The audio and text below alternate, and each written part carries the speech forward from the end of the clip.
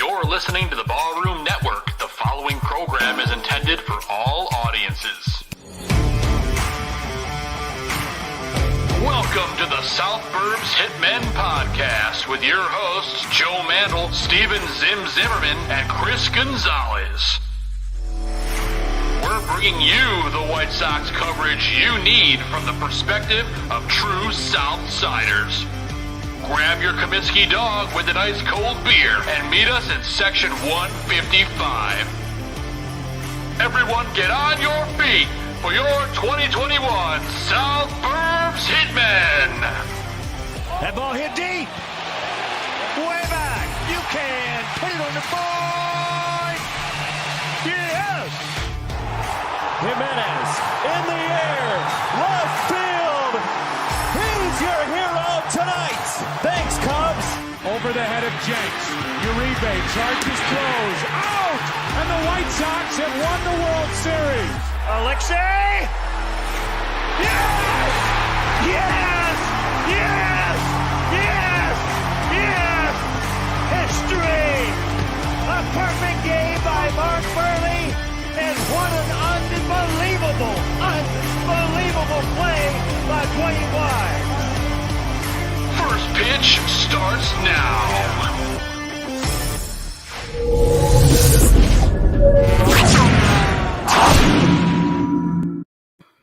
What's going on, everybody, and welcome to South Burbs Hitmen. I'm your host, Joe Mandel, and I'm joined by my White Sox brothers in arms. We have got one extra, and we're short one. We'll talk about that in a minute, but we've got Steven Zim Zimmerman with me, and of course, from the Barroom Network, Bar Down Blackhawks, and you guys got a new Crosstown Crosstalk, the new show premiering Wednesday, right, Vinny? So we got Vinny Parisi in the house with us. I'll toss it to you, Vinny. How you doing, bud? I'm doing well. Thanks for having me. So the Blackhawk show is on Wednesday, and the pilot episode of the Crosstown Crosstalk is actually Thursday. Okay. So getting that going, ready to rock and roll. Let's talk some White Sox. That's right. Of course, you can see Vinny's work all over the place. Fan-sided, Southside Showdown.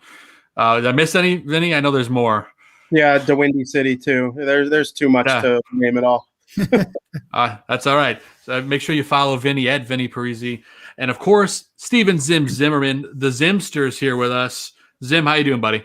Hello, everyone. It's good. It was a crazy weekend, but it's good to be here. I realized during our intro, you can do the Macarena to our theme, which was very entertaining for me for those 14 seconds. So, well, you realize now you have to put a video out on social media of you doing that, right? I can do that very easily. Yeah, I'll do the hip turn and everything. You got it. Well, we'll pencil you in for that. Take listen, everyone in the chat room. Get excited. And of course, Chris Gonzalez, usually here with us. He will be here a little bit later. He's umping a baseball game right now, so he will hop in whenever he's back. He's living and breathing the game, so you can't fault him there. Yes, Gonzo is doing some plumbing right now. For those of you who are wondering, Santiago is the only person in the history of the show that ever noticed that there is a bucket hanging behind Gonzo from the ceiling of his basement where there is a slight water leak. So props to you, Santiago. Yes, and Laro is locked in. We appreciate everyone for joining us tonight. And we do have a special guest. We have Joseph Centello joining us, and he's got a hell of a story. This is a guy that, well, first off, welcome to the show, Joseph. Appreciate you joining us. Thanks for having me. Yeah, no problem. But why don't you tell everybody? I'll go ahead and just cue it up for you. Somehow, some way, you were at 2 no-hitters in different cities this year over the course of 1 week. You were at Joe Musgrove's in Texas, and then Carlos Rodon's here in Chicago. Ironically, the only base runner in both of those games were hit by pitch runners. Tell us what it was like to be at 2 no-hitters and kind of what the atmosphere was like in it over the course of a week. It's just a crazy story. Yeah, no, it was pretty fantastic. I'm trying to go to all the ballparks in America, and I just so happened to be in Texas and hit up the Rangers and the Astros. So kind of got to the game a little late, was in the stadium, maybe the second inning for the one down in the Rangers game. And, wanted to look around and check out the statues and the food and all the scenery and all that, because I've never been in the stadium, and got to our seats around the fourth inning, and right away I'm like, oh man, there's a no-hitter. Like that's crazy. And so just continued to watch the game. But being the away team was the team that was getting having the no-hitter, the fans didn't really care that much. And so it was real. I mean, I noticed right away, but then the seventh, eighth inning, it started to get quieter and quieter. And there were some great plays in the infield that the Padres made, and definitely some hold your breath moments. But when the ninth inning came, the Padres fans really came to life, and it was pretty electric. It was cool to watch and see. And then unbelievable that 5 days later, I was back in Chicago, and just happened to be going to the White Sox game. To believe it or not, I actually I was really excited to see Dallas Keuchel pitch, and I've never seen him pitch before, and he got scratched like a few days before. And I was bummed because I've seen Rodon pitch, 10 times. It just so happens I'm always at a game when Carlos is pitching, and went to the game, and I was with my girlfriend Madeline for both of the games, so she was with me. And it's a cold Chicago night. They scored 6 in the first. It was 8-0 in the third inning. And we're going to go to a lot of games, right? So kind of turned to Madeline. I said, listen, it's cold. We don't have to stay too long. It's a Wednesday night. We'll get out of here. We'll get out of here once there's a hit. Like it's okay. Well, of course, there wasn't a hit, and it never came. And I mean, to be at not only my team but a home stadium, seeing the no-hitter, it was awesome. It just kept getting louder and louder, starting in the fifth, then the sixth, then the eighth, and the ninth inning came, and it was as we've all seen it many times, the ninth inning, it was pretty awesome. So no, that's awesome, man. I can't even imagine going over the course of a week and then going to 2 states with such different capacities. So that's the next place I kind of wanted to go with this. Texas, of course, is at 100% capacity, I believe, and I think they were when you went.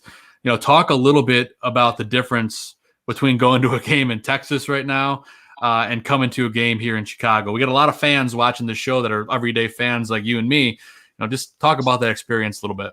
Yeah, no, I mean, going down to Texas, things are definitely opened up down there. Like you said, the stadium, it was the first sporting team to have 100% capacity. And so even just walking in, you got security saying, put your mask on just to get through, and then you can take it off. So didn't really do much. And definitely different, no spacing out in the lines. The lines were packed for food. You're sitting next to a stranger as well, right next to you.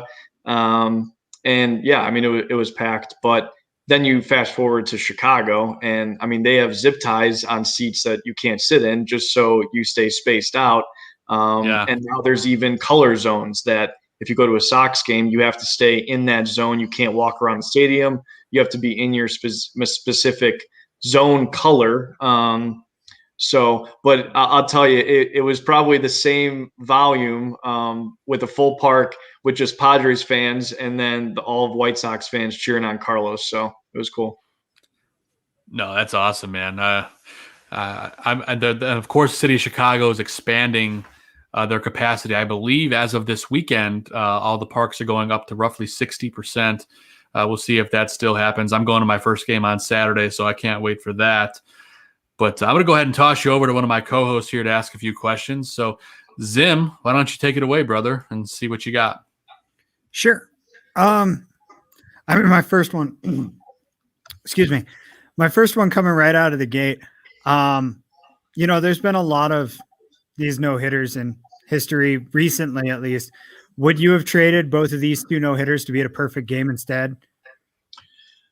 Oh, I mean, perfect games are, I mean, that's on the bucket list, right? To be there for a perfect game.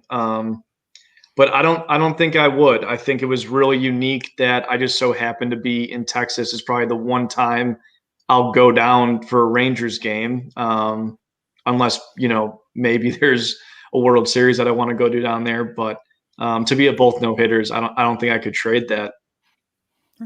No, I mean, that's fair. It's a once in a lifetime opportunity that you got to be in person for twice in a week. Like, talk about, I don't know. It's interesting to me. They put the people on ESPN years ago when that one guy caught 2 home runs in the same game.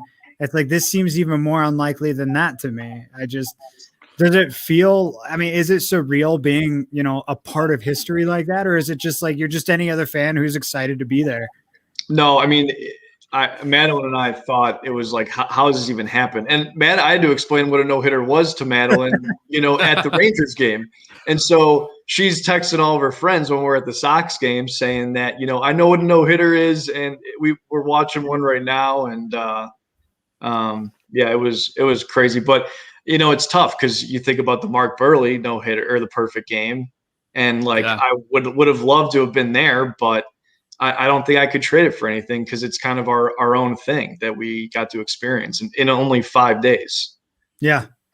Yeah. That's just, I don't know. I can't come up with the right words for it because it's such an incredible thing that I would kill to have been there for one of them, and you got to be there for 2 of them. But I'm going to go ahead and throw something that Gonzo had on his list out there, since he's probably not going to be here for a while, and hopefully he's not going to be upset with me for throwing this out there, but he'll be fine. Baseball guys have a lot of superstitions. Do you have any weird superstitions as a fan? Like when you were at those games, you were knocking on your seat in between pitches or something like that?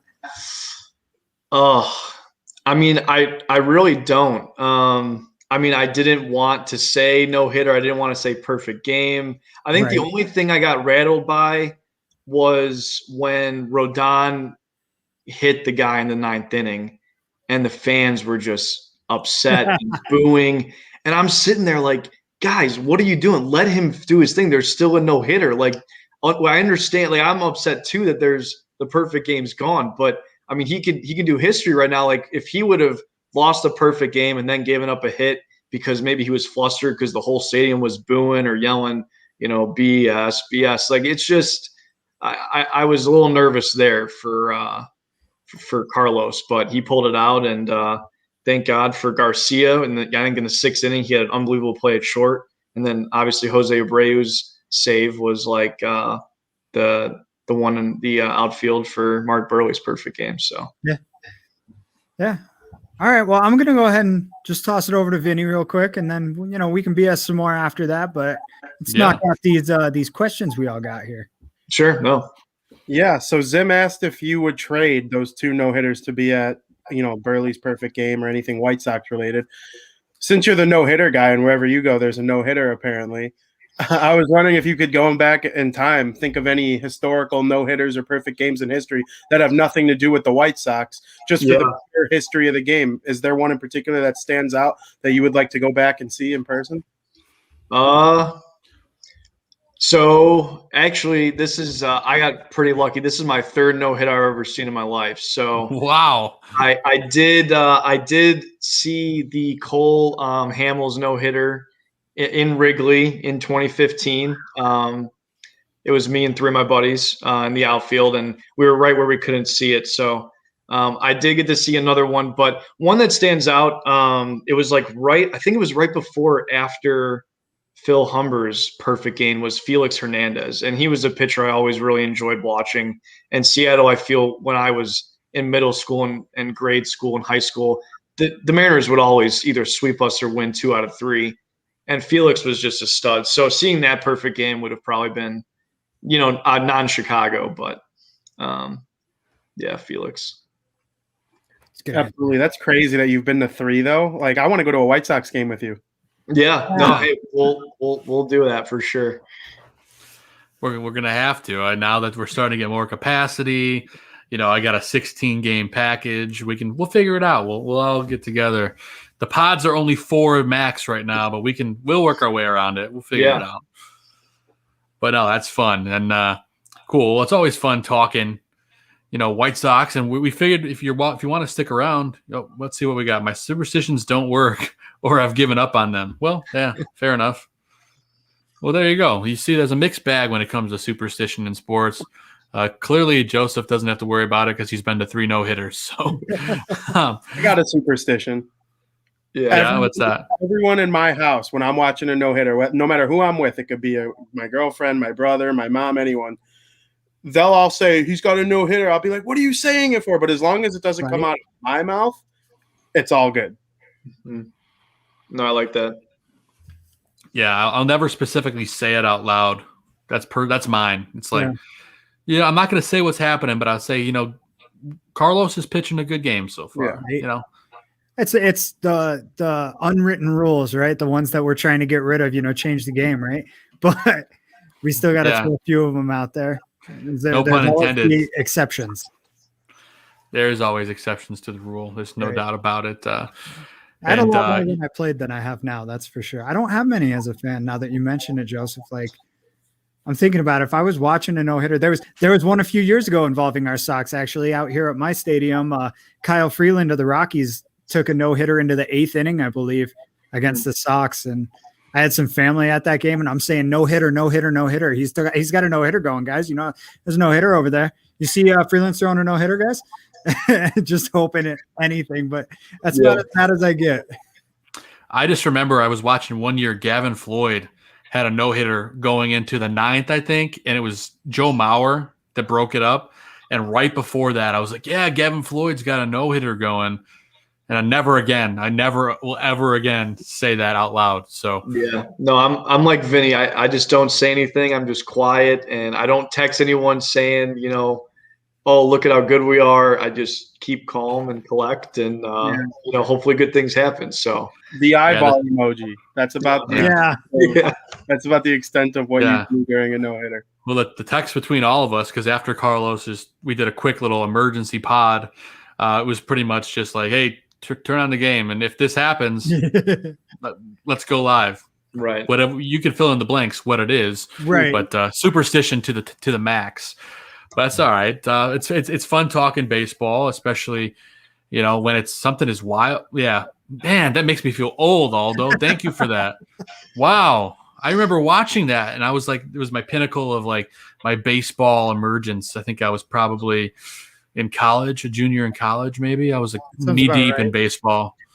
But that makes me feel really old. I appreciate that stat, Aldo. Thank you so much.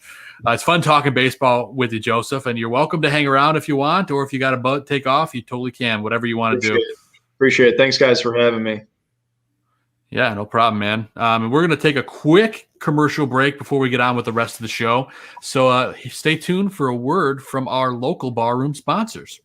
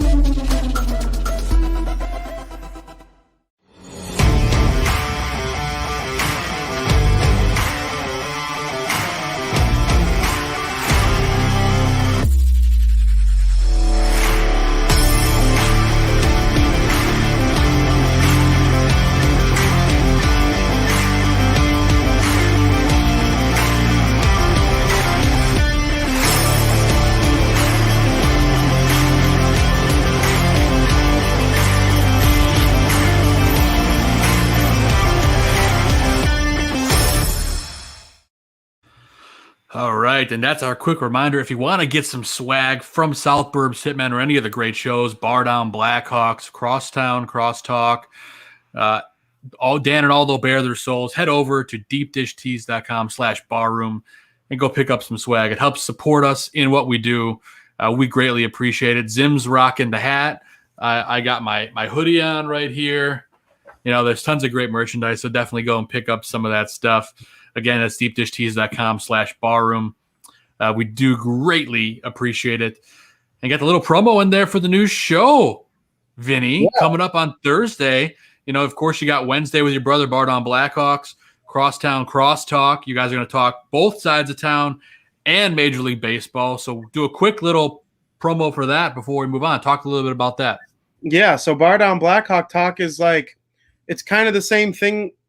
We go over the Blackhawks, we go all throughout all Chicago hockey, and then as the show goes on, we start to go around the league. And I've always thought that it's more fun to be a fan of one team if you know a little bit more about the rest.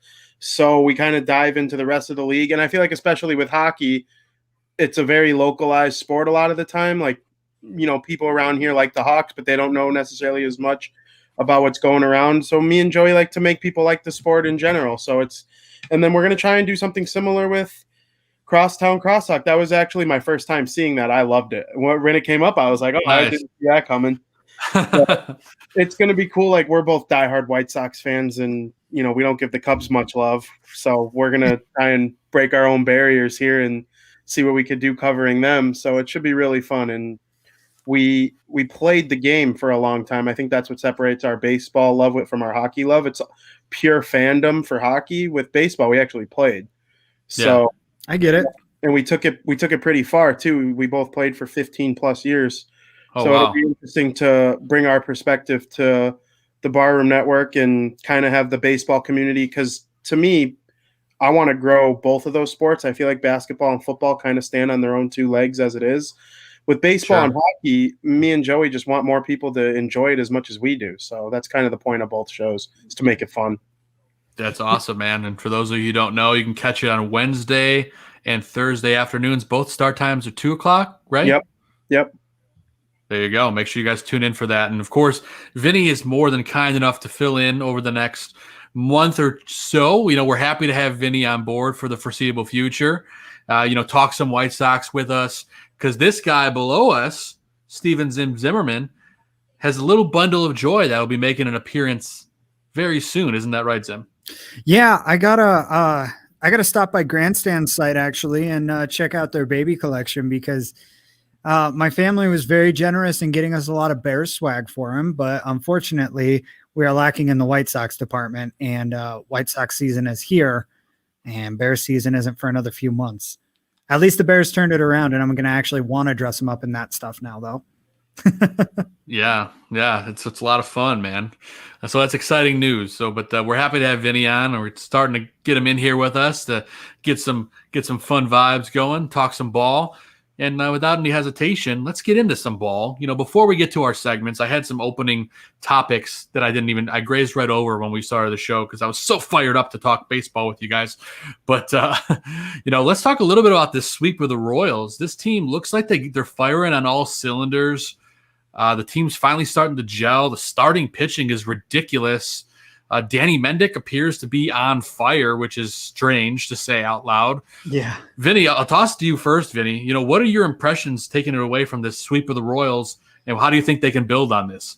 Yeah, it's interesting the way things have gone down so far this season. They're two of their three best power hitters are gone for the foreseeable future, and they're last in the league in home runs, but they're first in the league in starter ERA. So just like we all thought going into the season, right? It's just it's wild what this the opposite.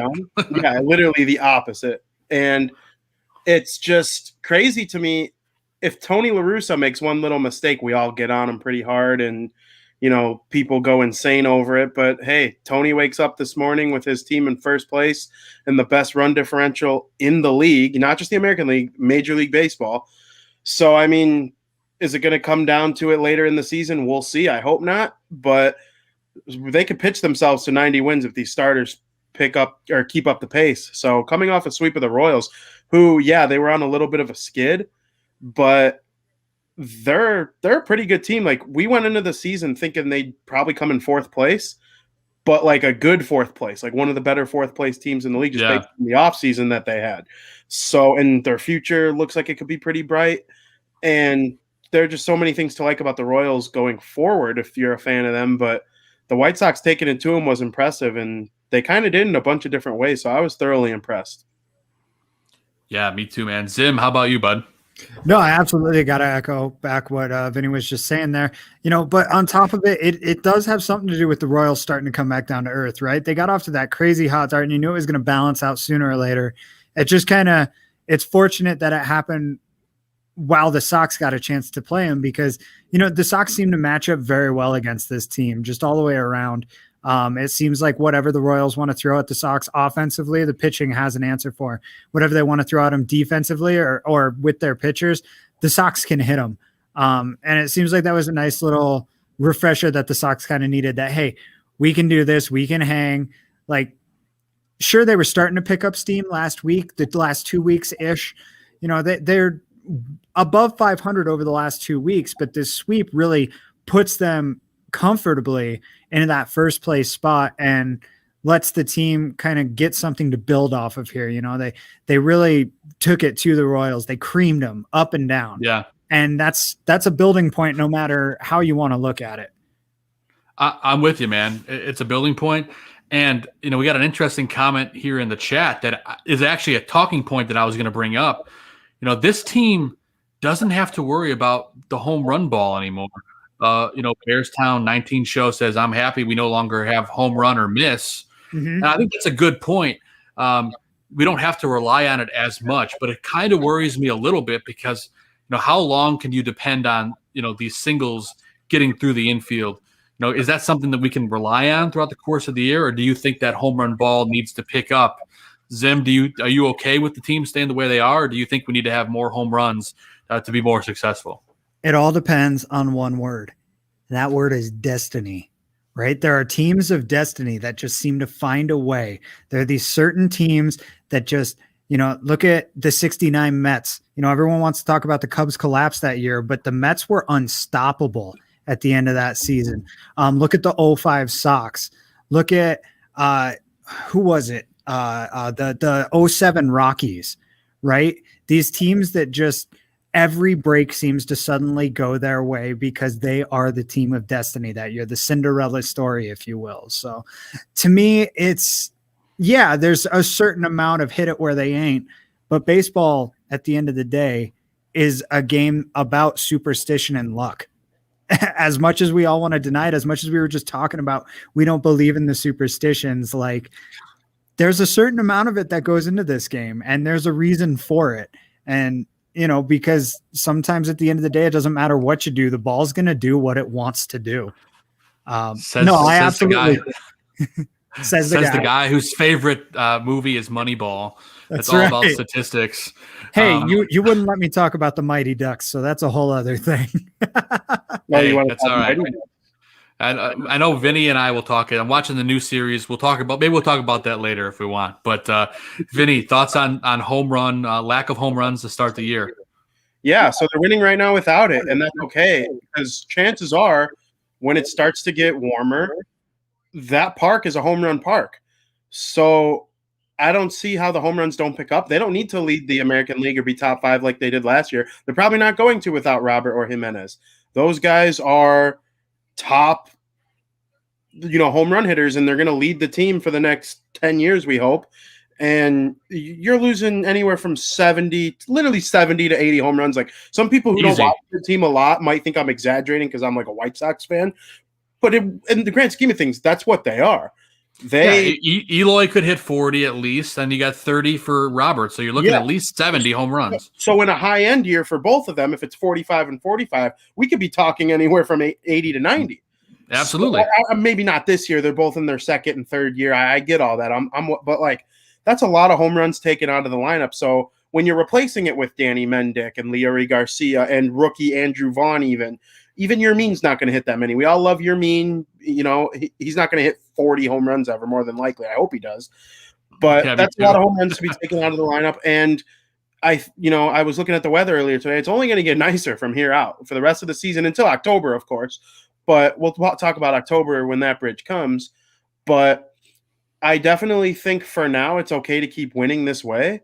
And then if the home runs start to pick up, it's just it's free money because they could do it both ways. And then, of course, the pitching complements it also. I'm okay with scoring runs however they come. Just keep scoring the runs. Amen, man. Preaching to the choir. That's all we want to do is win. Keep it going. Keep that pitching hot. And that's one topic I wanted to touch on before we move on to our segments. This pitching has been unbelievable to start the year, specifically starting pitching, and the bullpen's starting to get there now. But Zim, what stands out to you? I mean, Dylan Cease is tearing it up. We'll touch on him a little bit later. Carlos Rodon is a Cy Young candidate this early in the season, which is crazy to say out loud. You know, what do you take away from this starting pitching start to the year? It's unbelievable. It's something that we've talked about in our group chat that we have all season long that I don't think we expected to. It's something we joked about earlier on the show that, you know, just like we all thought that pitching is what's going to carry this team. And it's an unreal start. You know, Rodon is putting up numbers like Arrieta had on the other side of the city a couple of years ago that earned him a massive contract. And that's a little scary from a financial standpoint, but from a team standpoint, it's so exciting to see this young talent, this guy that we all thought was on his last legs, starting to come around. And we've talked about him time and time again already this year. We talked about him on both of our preseason shows. We talked about him 2 weeks ago. We talked about him last week. It's like we can't get Rodon's name out of our mouth. And that's such a great thing right now, especially considering, you know, the fact that it goes to show that it looks like they made the right move getting rid of Don Cooper, which was a move that a lot of Sox fans were really hesitant about during the offseason. Maybe not as many as Twitter would have you believe. But there were definitely a lot of Sox fans, a lot of casuals out there that were really concerned with the move. And it looks like Katz has been the right decision. And in addition to that, you know, the fact that the entire staff is just not giving up runs right now. The White Sox starting pitching has given up runs twice in the month of May. It's May 10th, right? They're not playing today. So that means it'll be at least May 11th. And their starting pitching has given up runs twice. And both times was a guy named Lucas Giolito, right? Yeah, and I saw something out there saying that Giolito looks like he's returned to 2018 form. And it's like, but is that really a bad thing? That's not a problem. Not 2018 form. That's bull crap. No, he looks nothing like he's that bad. But even in 2018, which was a bad year for him, like he still had moments during that year. He still had moments where you're like, this kid really freaking has it. And like on top of that, you know, when you've got guys like Crochet, Kopech, Bummer coming out of the bullpen doing what they've done this year, you know, granted, some of these guys have been downturns, but they've seemingly turned it right back around with maybe one exception so far. It's really encouraging. It makes you feel like maybe they can do this all season long. And the injuries that have happened so far have been addressed quickly and they've been minor. So hopefully that keeps up. That's the big thing. Health is going to be, I think, the number one thing for this rotation. No, there's no doubt about it. And that's what we need to happen. We need this pitching staff, you know, to stay healthy and dominant. And Ethan Katz has been great so far. And the fact that Lucas has been our weakest link to start the season is just bizarre to say out loud. Vinny, before we move on, any last thoughts about the pitching start to the year with the staff and how we can maintain this dominance? Yeah, based on what I've seen, Dallas Keuchel's their number 6. And that's a former Cy Young World Series champion. So if Dallas Keuchel's your number 6, you have a really freaking good rotation. And Giolito, anybody who rips on him so far this season, I could not disagree with it more. He had the one bad inning against Boston that inflated his ERA. It made people worried about him because he was clearly tipping his pitches. Every single hit Boston had in the first inning was off a changeup. That's something that almost no one talks about. Right. And, you know, he was clearly tipping his changeup. I don't know what Boston knew, how they were doing it. They knew every pitch. So, you know, and that's a good offensive lineup there in Boston. Those guys know what they're doing. So Giolito, he's starting game 1 for me. I know some people probably are pessimistic based on the way things have gone so far this season. He's, for the most part, been pretty good. The one game he gave up 4, he really only should have gave up 2. And you could argue he only gave up 1. If Tony La Russa, I'm not going to sit here and roast Tony La Russa. It was a mistake. It'll be addressed. I'm sure Giolito and him had conversation because I know Giolito's that type of human being. As long as those things don't happen, I mean, he would have only given up 1 and his ERA would be even lower. So I'm not worried about Giolito at all. In fact, I'm the exact opposite. I think he's about to go on a run. He only pitched in 5 innings this last time around. It's hard to sweep a team. And, they took care of their business, and the bullpen came in and did their job. And Michael Kopech's a super weapon. Yes, he is. Nobody looks at him. They look at it. I'm stumbling over my words because I'm so excited when I talk about Michael Kopech.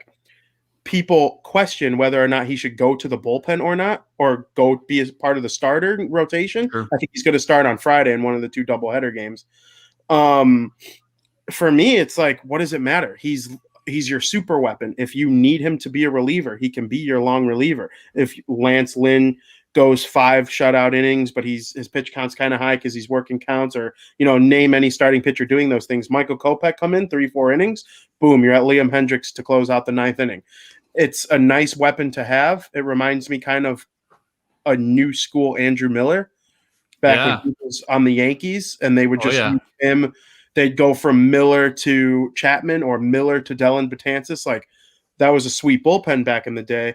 And Kopech can be that for this year, and it might only be a 1-year thing with him being as this quote-unquote super weapon. I think I've said that word 9 times so far, because he's going to be part of the rotation in 2022. Oh, there's no doubt. Crochet, that super weapon going forward, is he part of the rotation eventually? I'm sure that's the goal, the end goal, but he's only a year and a half removed from being drafted. Right. So we're not going to be able to keep Rodon and Lynn. I just don't see how you can keep both.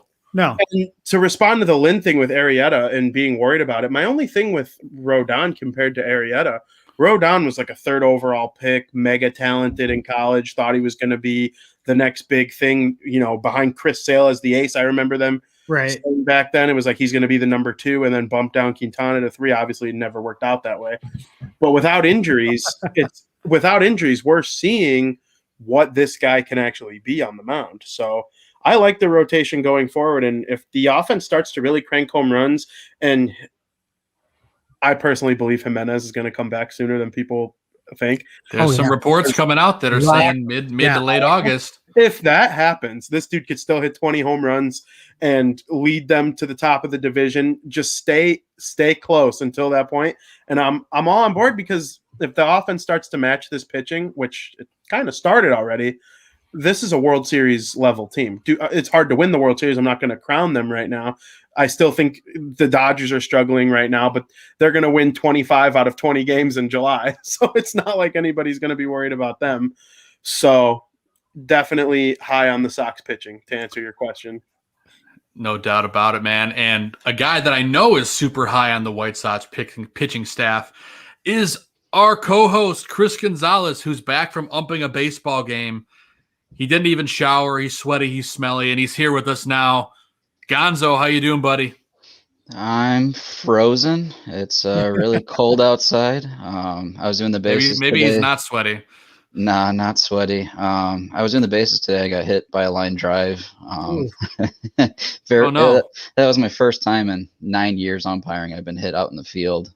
Went right off the side of my knee. I've been hit a lot worse than that, but it was something to see for sure. In your level of baseball, are you part of the field? Yes. Okay. Yeah. That is a dead ball, though. I thought it. I haven't seen it too often, and I called it a live ball, and it actually went right off my knee into the shortstop. Caught it on the line drive. I just ruled that was part of the field, but when I went back to look at it after the game, I realized it was a dead ball. But it didn't really matter because the shortstop didn't do anything with the ball, and the runners stayed where they were at. So it's one of those situations where, like, there's no harm, no foul by me getting that wrong. Somebody's out either way, right? But yeah, it was an interesting situation for sure. Well, we're happy to have you joining us now. We haven't even got to the segments yet. We had some fun with Joseph Santello talking about some no-hitter fun and neighborhood stuff. And, here we are now. We talked some ball over the last couple of days, but we're ready to get into our segments now, Gonzo. You got here just in time. It's almost like we were waiting for you to start the segments, but I don't know. You never know. You never know what's going on behind the scenes.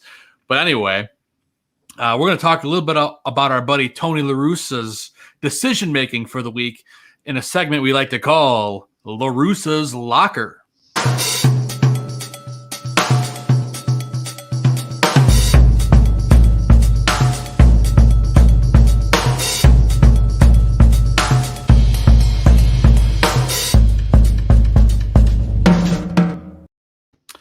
So to say Tony La Russa has been getting a lot of heat would be an understatement. Sox Twitter and the whole world is ablaze with Tony La Russa hate for whatever reason. There's some of it warranted, some of it not. But we get to break it down every week to talk about, what did Tony do? What was good? What was bad? What was the in-between? That's what we're here for. So we always like to highlight certain things throughout the course of the week, and you gentlemen can feel free to bring up any extra ones that you have in mind. But Gonzo, since you just joined us, I'll let you talk a little bit about Cincy Game 2 with the 1-0 crazy base running shenanigans. What the heck was Tony thinking, and what was he doing? Yeah, this was a game where I was at work, and that was the game that started at 11 a.m. and the box score was 1-0 Reds, and I didn't get to watch it, but when I went back to look at the details of the play-by-play and all, and I looked at the Twitter, and everyone was going crazy, including Vinny. I saw some of his tweets, and it was quite eventful. Because when I went back to look at it, I was actually siding with Tony here. Actually, any rule is that they could have, with the pitcher being at second, they could have used a pinch runner, but they would have to use the guy in the lineup before that last out, I believe it was, and that would have been Jose Abreu. So I don't know why, Chicago media, do they really rely on Abreu's wheels and extra innings? I'd rather take the pitcher who's more athletic and probably is a better base runner, because these pitchers, these are major league athletes, and they're, whether it's in camp or in practice, they're running base, they're doing base running. They don't pick off moves. I had no, to me, I don't think that, that's an issue on Tony. Whether he knew the rule or not, I'd actually side in that situation of having Liam Hendricks in there. Now, I know in the media, I think it was James that asked him the question if he knew the extra inning rule. But, guys, this is a game that they just lost, and he just threw the rule verbatim at Tony. And I couldn't tell if Tony, he replied with the verbatim that was asked to him, so I couldn't tell if he was being sarcastic with the reporter or not. Maybe he was. I kind of thought it was a little sarcastic myself. I thought so too, Joe, but I don't know if he was trying to be that way or not. But he ended up taking it like a Hall of Fame manager, taking it for the team, even though it came down to execution when they didn't score in that game. But where I kind of draw attention to Tony on putting a little blame on him, it was right after that when Garcia was stealing. Now the question is I do not know if McEwing has full responsibility for the base running in that situation, like giving him the steal sign. I don't know if that came from Tony to the third base coach, or if Tony gives his third base coach all responsibility for in the game handling the base running. So that really goes to McEwing, who in the past I've had many faults with his coaching, sending runners late or whatnot. But that's a situation where I don't know 100% to put that blame on Tony or not. Maybe we can get that information at some point. But yeah, that's just a game where in the end, bottom line comes down to lack of execution. If you're not going to score one run in that game, you don't deserve to win it, quite frankly. Amen to that. Vinny, I know you've been very opinionated about this on Twitter, so the floor is yours, my friend. Let's talk a little bit about TLR and his shenanigans. Yeah, so I was upset on last Wednesday. As Gonzo mentioned, my tweets weren't really kind, but it wasn't because you're right. Abreu there was no impact on the final outcome of the game in terms of it being Hendricks on base instead of Abreu. That's just obvious. Stealing Garcia wasn't smart, but if there's nothing Abreu would have scored on that Hendricks didn't. And so I'm fully on board with that. For me, in the moment, I was just upset that he didn't know. Like you said, it could have been sarcastic. We'll never really know. But he's claiming he doesn't know a rule that could have impacted the game. It could have impacted the game. It didn't. Sure. It have. And for me, it's like you got to know the rules. I know you're an American League manager, and technically it's a new rule because there was no pitchers hitting last year. So it definitely is something that is brand new to this season. But when Cincinnati's manager said they made it very clear to all 30 teams over the offseason. You got to wonder if the National League managers just took it more seriously, because obviously the Reds are a National League team. But Anthony Rizzo later claimed he didn't know the rule. And there were a couple other American League managers who claimed to Jesse Rogers that they didn't know it. And Tony La Russa was the guinea pig. And, we all got on him. Sure. So, in the moment, upset. Of course, I'm a fan too. As much fun as it is to do the podcast and write about the team and try to cover it from an unbiased point of view, we're all fans too. Like, just in the moment, I was upset, but definitely looking back, it's like there are more than just Tony La Russa that didn't know the rule. But going forward, if you're Rick Hahn, you do got to sit them down and say, hey, let's make sure we have someone keeping track of all the rules. This can't happen again. We're too good of a baseball team to let managerial decisions impact wins and losses. If Ethan Katz thinks Giolito has reached a pitch count that is impacting the way he's pitching, he's got to come out. Should Billy Hamilton or Leary Garcia slap hitters be up at the plate down 2 runs in the bottom of the 9th inning? Probably not, when Andrew Vaughn and Zach Collins are sitting on the bench. Probably not. But, I mean, it's April, it's May. Just as long as things continue on the right track, nobody's going to ever remember the Tony La Russa extra innings rule incident going forward. Yeah, I'm with you. And to be honest, after the last week and a half of debate on it, I'm kind of ready to move on and just get some White Sox victories. And that's kind of what the team has done. I love that they just kind of like pushed it to the side, went off to the races, and took care of business. So that makes me happy as a fan. And it kind of shows me that the clubhouse is just kind of ready to, put it all behind them. Let's see. MLB need to explain to fans and players like the NFL does. Yeah, I think that's a great sentiment as well. The replay room, there's no rhyme or reason as to what comes out of it. Zim, I know you have a lot to say about that. They need to do better than the MLB does. That's all. That's all I was going to throw in there. Yeah, it'd be nice if they did it in a way like the NFL does, but they need to do it better than the NFL does. The NFL is a joke when it comes to explaining their replays. So that's all I got to say there. Go ahead, Joe.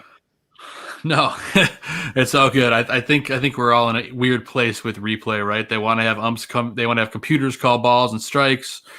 It's a weird time to be alive in terms of replay. So I'm just happy to get some of that conversation behind us, and hopefully the real umps can clean up their game a little bit heading into the rest of the season. But that's only one item on the list of Tony La Russa's locker. I can't even name the segment correctly. Yeah, there you go. Gonzo, you should be an MLB ump. I like that. I love that. You won't be calling any White Sox games, though, because that'd be a conflict of interest, my friend.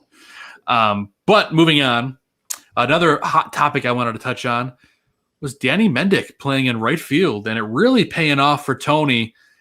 Gonzo, I know you were pretty fired up about this the other day, so give us your thoughts, and then I know Zim had a lot to say about it too. You said with Mendick? Sorry. Yeah. Yeah. This was interesting because you don't really know what to expect out of Mendick out in right field, but it's a bat in the lineup that you need to have in there. And I like the bold move to put him out in right field. And there was a couple balls that he didn't read right off the bat that did cost us, or I think it was 1 run. But for the most part, he played the position fine.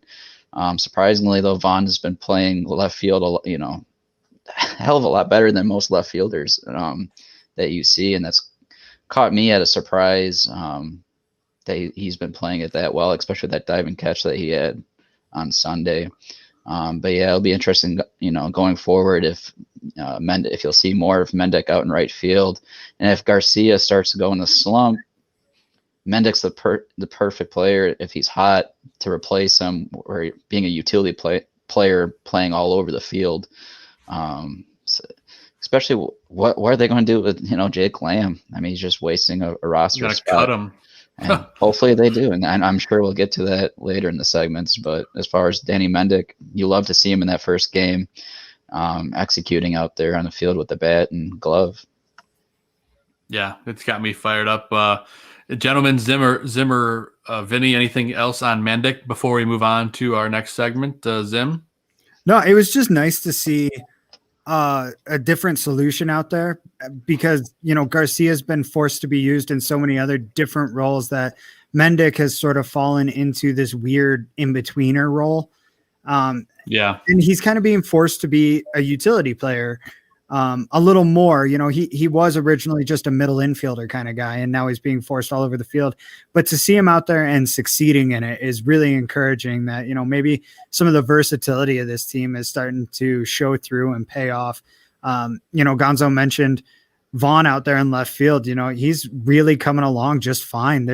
We were concerned about it earlier in the year, but he looks great out there. And so if Mendick can start to do the same thing out and right, we'll be back to a 5-man outfield rotation, which is what they wanted initially to start the year. It's just, echoing back even further to what Vinny was saying, we're still going to be missing some home runs out of those guys. But all the same, I mean, Mendick is hot right now, as hot as Mendick gets, honestly. He's batting 300. He's got a home run in the last couple games. What was that? Sunday's game, I think, Saturday's game. He hit that big home run. It was Sunday's game, babe. Sunday's game, okay. But yeah, he's playing well right now, and so you find a way to get guys that are hot into the lineup, and that's what it seems like La Russa is doing, and doing it in a way that empowers the players. For sure. And Vinny, we had Lamont Pope on the show a few weeks ago, of course, from the Chicago Tribune, and he mentioned something that I wanted to throw by you. He goes, Tony La Russa is doing what he can do every single day to make sure this team wins. He doesn't care about tomorrow. He doesn't care about next week. He does what he can to win the game. I thought it was an interesting sentiment. I'm curious your thoughts as to that analysis and how it's carried into the games. Yeah, whether it's the right decision or wrong, I do believe Tony does what he thinks is right. So whether that be leaving Giolito in, if he thinks Lucas Giolito gives them the best opportunity to win, then we just got to roll with it. And then if it turns out to be the wrong decision, then we critique it. But yeah, I certainly believe Tony's doing what he believes is right. And going into the year, we heard a lot about how he's kind of like a mix of old school and new school. I know he's an older gentleman by age, but he definitely is not a stranger to using analytics or, statistics. Hey, this guy's good in this situation. But he also is someone who, if he feels something, he'll go for it. He probably wouldn't have taken Blake Snell out of the World Series, even though the numbers told him to. But, it's a combination of both. And if he makes decisions, we'll critique it, whether it's right or wrong. And so, yeah, I'm kind of on board with that. I definitely think Tony La Russa has the best interest of the White Sox in his brain for sure. I know that's cliche to say because he's the manager, but of course he does. But I'm on board with La Russa for now. I mean, he's the coach, so we got to roll with him. We got to roll with what we got. And one last thing I want to touch on, guys. Albert Pujols. I think everyone all week has been like, oh, Tony's got a connection to Albert. Let's bring him in. Let's get that extra bat. He's not done yet. He's not washed up. Well, first off, we got nowhere to put the guy unless he wants to play left field, which I think that would be the stiffest left fielder in the world, even worse than Eloy. I can't imagine he would do much of anything. He's definitely not going to play center. They're kind of crazy reports. It's typical Kenny Williams of the old, signing the player way beyond their prime. I personally don't see it happening. I've seen a couple of tweets about it from you, Vinny. Before we pass it to the other guys, put this to bed. Yeah, I don't think there's any way it happens. They kind of came out and put it for sure today that it's not going to happen. I get the connections. I get the sentiment. La Russa, he's good friends with Abreu. He's an all-time hitting legend.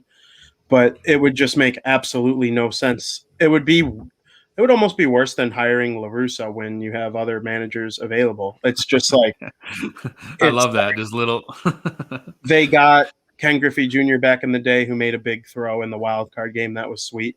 But the Manny Ramirez's and bringing in Adam Dunn and just older guys who used to be studs, it just almost never works out. And Pujols has a negative WAR. So why are we bringing in guys with negative WAR for a team that wants to win the World Series? It's not like he does anything that would help the team, like an individual skill that will help the team, like being a premier base stealer or defensively sound at a specific position. He's a DH that's not a very good hitter anymore. So there's really no fit. I'd rather Danny Mendick play. I would rather I'd even rather Jake Lamb have the chance of running into one. And that's saying something. I see Gonzo's eyes. It's not like you look at the statistics, and Alberts aren't much better than any of the guys we complain about on the current roster. And I'm trying to get Vaughn as many at-bats as possible. Mendick has been better. Yermin is an amazing designated hitter. So I'm kind of against it just for those reasons. I love Albert. He was a Cardinal for a long time. I'm sure he's hit a lot of home runs at Wrigley Field. That's pretty funny. But there's no doubt to me that, congrats on being an all-time great hitter. 6 billion home runs, but not for the White Sox in 2021. Hey, man, I'm totally on board with you. Zim, I know you have interesting feelings about this, and we'll let you two talk about it before we move on. But quick synopsis, Zim. No, La Russa all but said, it's not – well, he actually verbatim said it's not a fit. So that right there outright just tells me even La Russa – the old coot himself is just, he's not even in on it. If La Russa's not in on it, and he and Pujols, when they were together, they were like this. Exactly. Vinny and I are like this right now thinking about it, but yeah. But they were so tight. And for even La Russa to say, no, not going to happen. Like, that's it. That puts it to bed right there to me. Even if he were to come to the White Sox, he'd be DFA'd here again.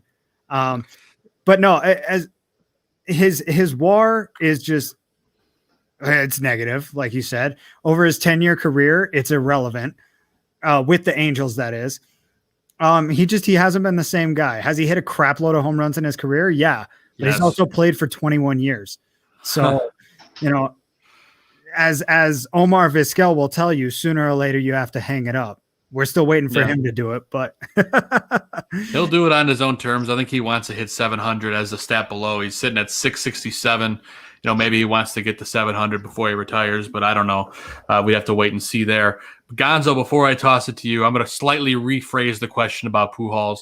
He's not really a fit here, but there has been a lot of talk about him being a fit for the Kansas City Royals, and then he goes there and he becomes a thorn in our side the rest of the year. What are your thoughts about that? Yeah, I could see him in Kansas City or even Cleveland, because Cleveland's struggling with their offense. Let's be realistic. He's got to stay in the American League for sure with the DH.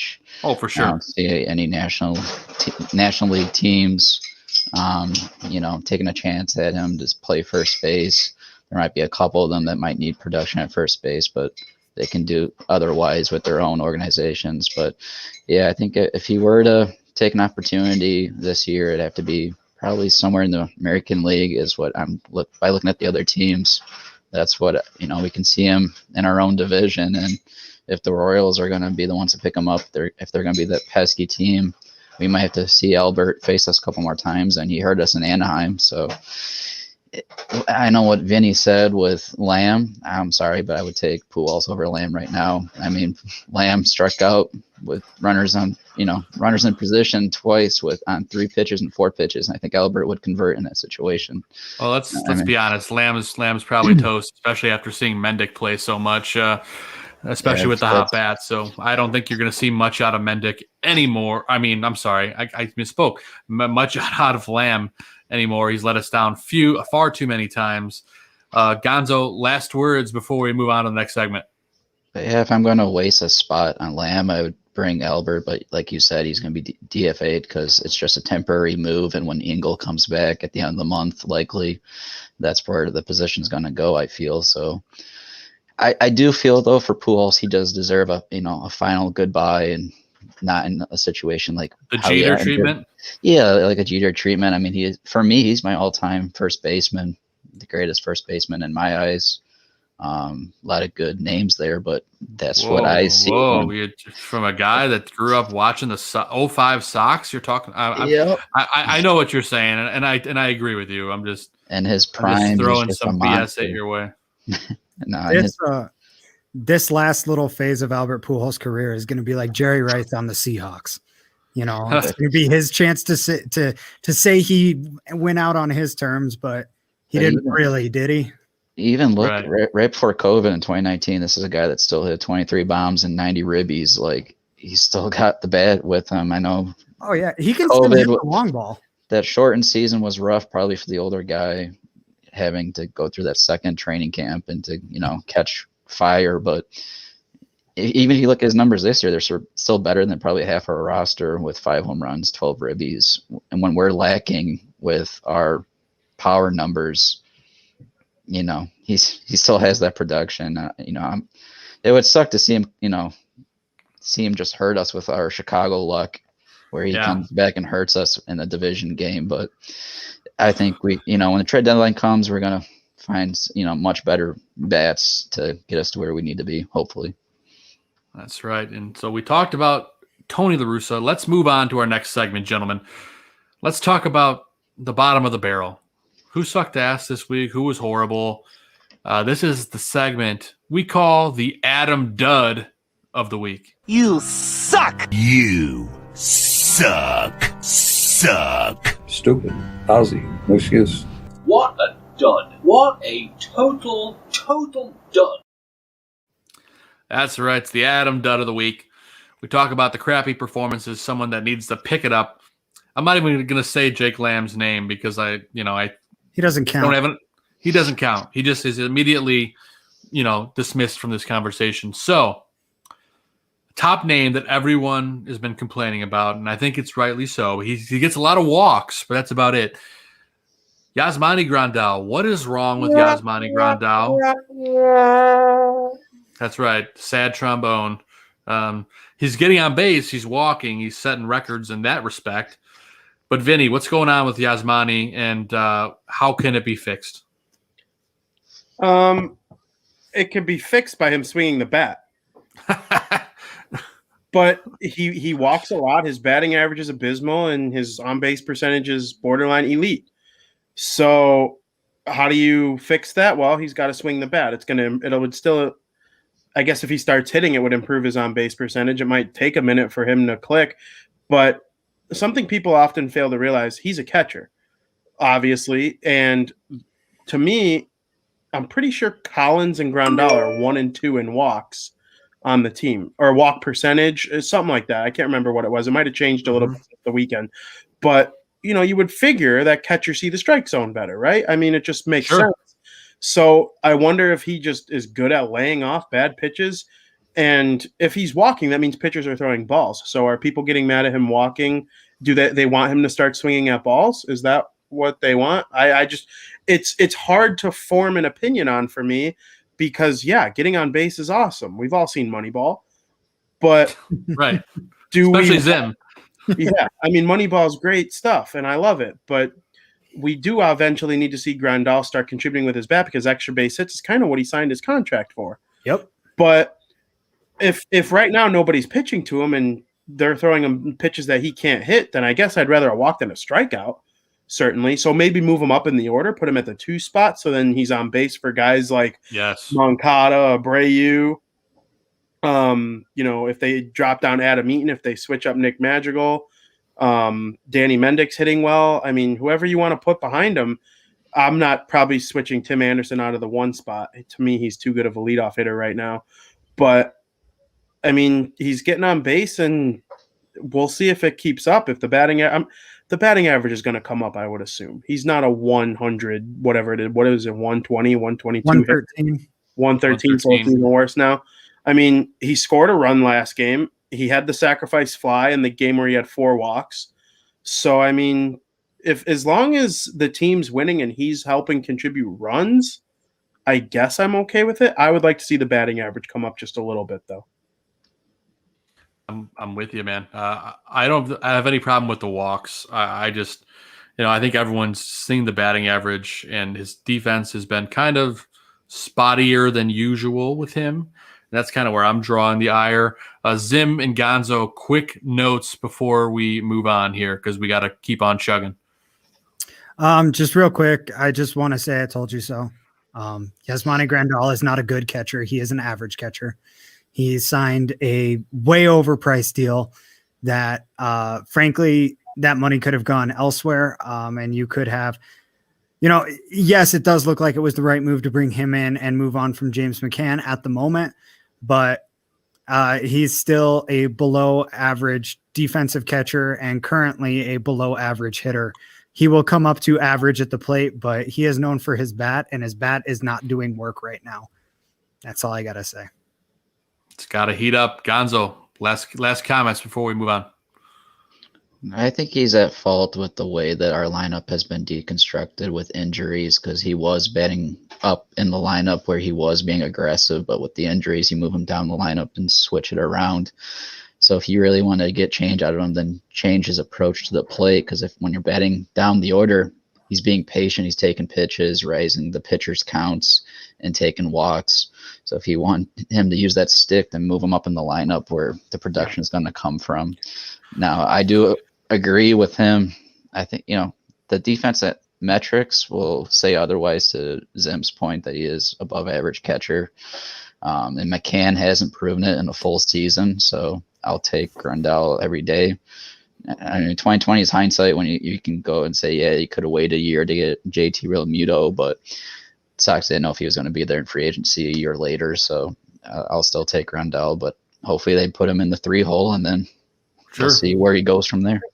Well, there's been I was just going to say there's been a lot of conversation about Collins being asked about by a lot of other teams in Major League Baseball right now for trade, especially with the way Grandal is hitting. I can see why the Sox are, apparently these reports are saying they're not interested. He's been the better catcher. Well, he's got a no-hitter under his belt to start the year, first off. Yeah. And he's really starting to swing the stick. But yeah, there you go, Harp. Collins is the Sox best catcher as in handling pitchers. Yeah, I would agree with that to start the year. We'll see how it goes throughout the course of the season, but they have a lot of options when it comes to catcher, what they want to do. I mean, technically Yermin could probably catch a game or two, but let's be honest, he's going to DH. So yeah. You're going to have to decide, though, between Mercedes and Collins, which one you want to keep, because they're going to get good assets for them at the trade deadline for one or the two. With the 26-man roster, you can afford to keep 3 catchers, and that's a nice benefit to this expanded roster. But when Eloy comes back, he's going to be likely your DH, and you're probably going to keep Vaughn in left field. So if you're going to mix it around where Vaughn's playing left field, Eloy at DH, Mercedes is not going to get those DH opportunities. So that's when you would have to consider who are you going to keep, Collins or Mercedes. That's great conversation. Vinny, I'll let you chime in on it, and then we'll move on after that. Yeah, I actually don't think they're going to use Eloy as a DH. As dumb as that sounds, I hope they do, but I just don't. I don't see it happening. And probably. And I'm normally a mindset guy. You need a mindset to be a DH, and I don't know if Eloy has that mindset. He loves playing the field, even though he stinks at it. So, do I see them putting him right back in right, and then having Mercedes, Vaughn, and Collins switch off DHing, and then Yasmani can DH if need be, I guess, but probably not. I don't look at Mercedes as a catcher as long as Grandal and Collins are healthy. I look at him as the extra DH when Jimenez comes back. Like, to me, he's not. I'd be shocked if he gets another game at catcher in his MLB career. Like, I legitimately see him pitching in a blowout again before I see him catching a game. And, maybe that's just a bad opinion I have about Jimenez going right back to left field. But, I mean, if he hasn't learned by now, then he never will. And then you have to put him at DH. But I don't know. We'll see what Tony decides to do when Eloy comes back. But it's good to have a lot of good hitters, though. If they have to trade one of them to get not a pitcher, if they want, a certain type of outfielder or something, I think it could work out. I love it. Great conversation, boys. I always do appreciate it. Honorable mention for the Adam Dud, of course, would be a combination between Foster and Marshall. Those guys haven't been great, but, those are my honorable mentions. Zim, Gonzo, real quick thoughts, 30-second thoughts on Foster and Marshall's week. I mean, Gonzo, you can go. Marshall continues to struggle, and I don't know how many times I got to bring his name up in the Adam Dud of the week. I mean, something's got to be figured out here because he's just not cutting it. And Ruiz is looking a lot better than him, and he's just finishing up in the finishing roles. Like, it's an issue, and we got to keep our eye on the minors to see who's going to come up and replace him. So, go ahead, Zim. No, that's exactly where I was going to go. Is that minors? they've got a deep well there that they can fish from, and they're gonna sooner or later. Marshall is just not cutting it. He's slowly spiraling. He's that turd spiraling around the toilet right now. He's going further and further until eventually he's down the drain. Lopez pitched very well in the preseason for the minor league, whatever that situation was. We'll see how he continues and if he manages to make a call up. I love it, man.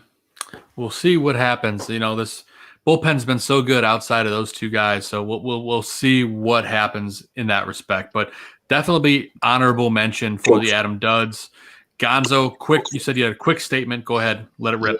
Yeah, with what Harp just mentioned there, that reminded me. I think that was Instagram actually. Eloy's recovery, but Cordero was in the background rehabbing with him, so that means he might be a shot at an arm coming back. If they're going to send Marshall down, you could see Cordero back, which that kind of scares me because I couldn't stand Cordero. But maybe he was just being overused last year with Ricky, and his arm went shot. He has a pretty good sinker, so hopefully he rebounds. Maybe this is the year he goes above that regression and rebounds. So that'd be nice to see. I love it, gentlemen. And let's go ahead and move on. We got to keep the show chugging along because we do, for everyone listening, if you have Cub fan friends, not sure if you do or not, but if you do, you get the Friendly Confines coming up directly after us, roughly 9:30 p.m. start time here on the Ballroom Network. But if you're a Sox fan, you're hanging out with us. We appreciate you. But let's go ahead and move on, gentlemen, to our next segment. It's the polar opposite. Who kicked ass this week? Who is awesome? It's a segment we like to call Put It on the Board. Ball hit deep. Way back. He looks up. You can put it on the board. Yes! That's right, gentlemen. It's been a heck of a week for White Sox pitching. And for some bats of certain players, which shall remain nameless, Gonzo. We'll talk about that in a little bit in our Picks to Click. But it's hard to talk about this segment without focusing on a guy who had a hell of a debut at the plate from a major league standpoint, and he pitches 6 scoreless innings. Of course, I'm talking about Dylan Cease, 6-inning pitched, 0 earned runs. He got the win, gave up only 1 hit, 3 walks, 11 strikeouts, which is a great number, of course. Then he went 3 for 3 batting with a run scored.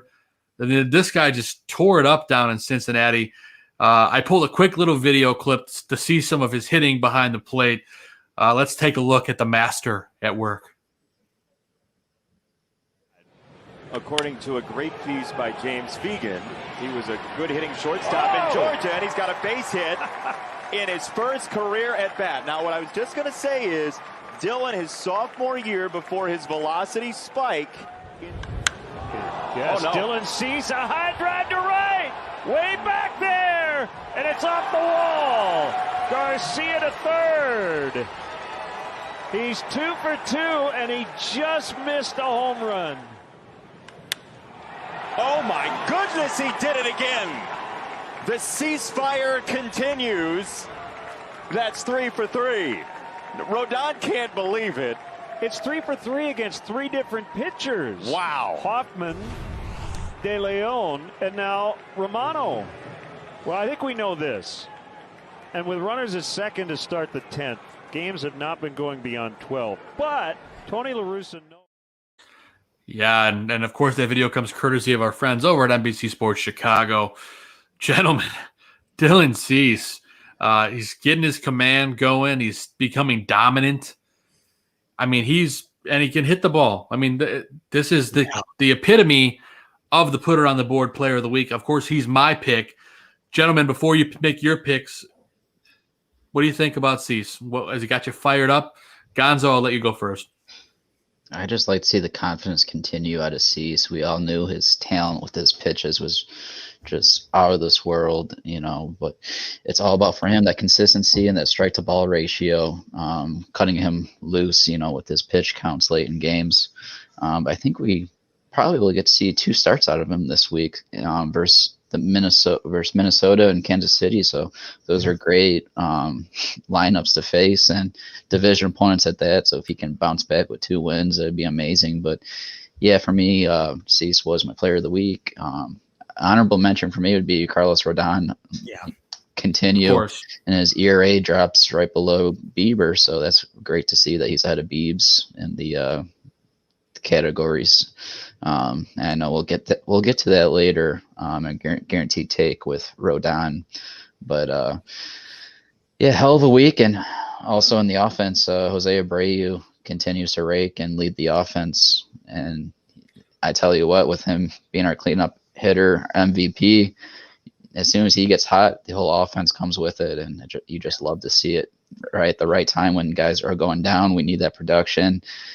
We're raking, boys, and I'm just so excited for this upcoming week to really see what they can do. Absolutely. Vinny, who's your pick for the Put It on the Board Player of the Week? For me, you know how when you watch Sunday Night Football and they pick the Player of the Week, and every now and then they'll just give it to the offensive line? And Sure. That's kind of a cop-out pick. Pick someone, but I kind of want to just do that for the starting rotation. I mean, Giolito gave up the one run, and that's the only run that they gave up the entire week. Like, that's crazy. But I guess if I had to pick one, I don't want to just completely copy what Gonzo said. Rodon and Cease were so sweet. I'll say Lance Lynn. Lance Lynn, he's one of those guys. He just kind of reminds me of like a tough, like, F you, like, I'm going to put this team on my back and go out there and pitch no matter what.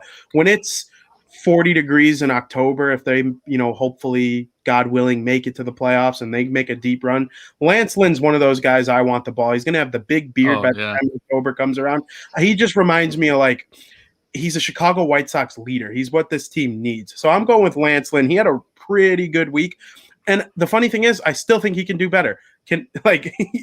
He gave up 0 runs, and I could just see this guy going 7-8 innings of shutout baseball, handing it over to Bummer in the 8th and then Hendricks in the 9th. And then I guess I'll give an honorable mention to Kopech, who made 2 appearances, only gave up the 1 run in a couple innings, dominating with strikeouts yet again. The fastball is as electric as any fastball in the league for me. And some people were kind of getting on – another thing people were getting on La Russa about was throwing Kopech in an 8-0 game. Well, then we found out after the game that he's probably going to start on Friday. Yeah. The 7-inning doubleheader ready to roll. So it actually made perfect sense to get him some pitching on Monday. So that way he's nice and warm by the time Friday rolls around. There's always a method to the madness, whether it's right or wrong. So, I'll go Lance Lynn, and I'll give an honorable mention to Kopech. Big fan of the pitching this week for sure. Oh, Vinny, real quick here. I do agree with you with Lance Lynn, and what you really like to see is in the 4th and 5th inning, he was really starting to unravel a little bit. But what was really nice to see with him was even when he didn't have it, he was still getting outs. And I want to go back to when I first jumped into the podcast when we were talking about Giolito, and that's what Giolito for 3 straight starts is later in games he's not able to get past the 5th, and that's when I really need him to show he's that ace going forward. But with Lance Lynn proving that he can get outs later in games when he doesn't have it, that it just goes far and beyond for me. So he has the highest odds on the Chicago White Sox to win the Cy Young, which is crazy to me. Vegas thinks he has the best odds of winning the Cy Young. Rodon was like 30-1, I think. Lance Lynn was like 15-1 or so. I would have to look at the updated one since the weekend was over. But like Giolito, he was there to start at the beginning of the season. But yeah, it's crazy. Wow. That is bizarre. And of course, Chicago starters have combined to go 14-5 with a 2.66 ERA, which ranks number 1 in the majors. The White Sox tearing things up with that starting rotation. It's something to get fired up about, boys. And speaking of getting fired up, let's get to our Pick to Click segment. I'm going to go ahead and address it first because I lost again. I am sitting at 0-6 on the year. I picked Yermin Mercedes last week, who went 4 for 16, batted .250 with 4 RBI. Not a bad week, but not enough to win. Zim, you had Michael Kopech, who had a good week, 2 appearances, 3.2 innings pitched, an earned run, 5 Ks, but he did have 4 walks in that stint. Gonzo, I hate to say it, but I think you win again. Jose Abreu, 7 for 19, bat .316 for the week, 7 ribbies, 2 walks, and a homer. I do gamble, Santiago, and I'm a better gambler than I am at picking Pick to Click. So maybe I'm going to turn it around. Second half, I'm only 0 what is it now? 6. I got to win 6 more to go back to 500. That's a very, very tough task, but I can do it. I believe it. So that's an easy crown. We're going to crown you, Chris. Not bad pick. Zim was pretty good, but of course, Jose Abreu tore things up. Let's get to this week, though. Let's get past my loss and on to a new week. As the winner, Gonzo, you can go ahead and make your pick to click first. So I'll let you take it away. Appreciate that, Joe. First and foremost, I give a shout out to Adam because he texted me after last week's show saying, "Hey man, I hope that you're correct and Abreu turns it around and goes off this week." And I'm like, I have to go back and see what I respond to him, but I was feeling pretty confident that he was going to do it. And Adam Schaum? Yeah, Adam Schaum. Yep. So shout out to you, Adam. It looks like I was right there, and I'm going to jump on the repeat train, kind of like what I did with Timmy, but I'm going to ride the hot hand here because I really do feel like he's going to continue it and keep on rolling. MVP is my pick to click, Jose Abreu. And surprisingly, Zim, I really thought you were going to choose someone else last week than Kopech because I think Kopech would have been the right decision for this week with a doubleheader start coming our way, likely. So maybe you'll choose that, but go ahead, table's yours, guys. There's still time for the boys to pick. We'll give our new White Sox brother in arms, Vinny, the chance to go second with his pick to click. Vinny, who you going with this week? I appreciate it, guys. I was thinking about Michael Kopech. He's probably my favorite player just because Chris Sale was my favorite player. So I've always kind of leaned towards Moncada and Kopech. They're the two most recent jerseys I bought, but I'm actually not. I'm going to veer in a direction I didn't think I'd go. On Wednesday, the White Sox play the Twins, and J.A. Happ is starting, right? And he's got a 1.91 ERA. He's 2-0. He's actually had a really nice start. And we all laughed at the Twins when they made that signing. Yes, we did. This is going to be the game where Happ gets tagged. I wholeheartedly think the Sox are going to drop 8 or 9, maybe 10 on him.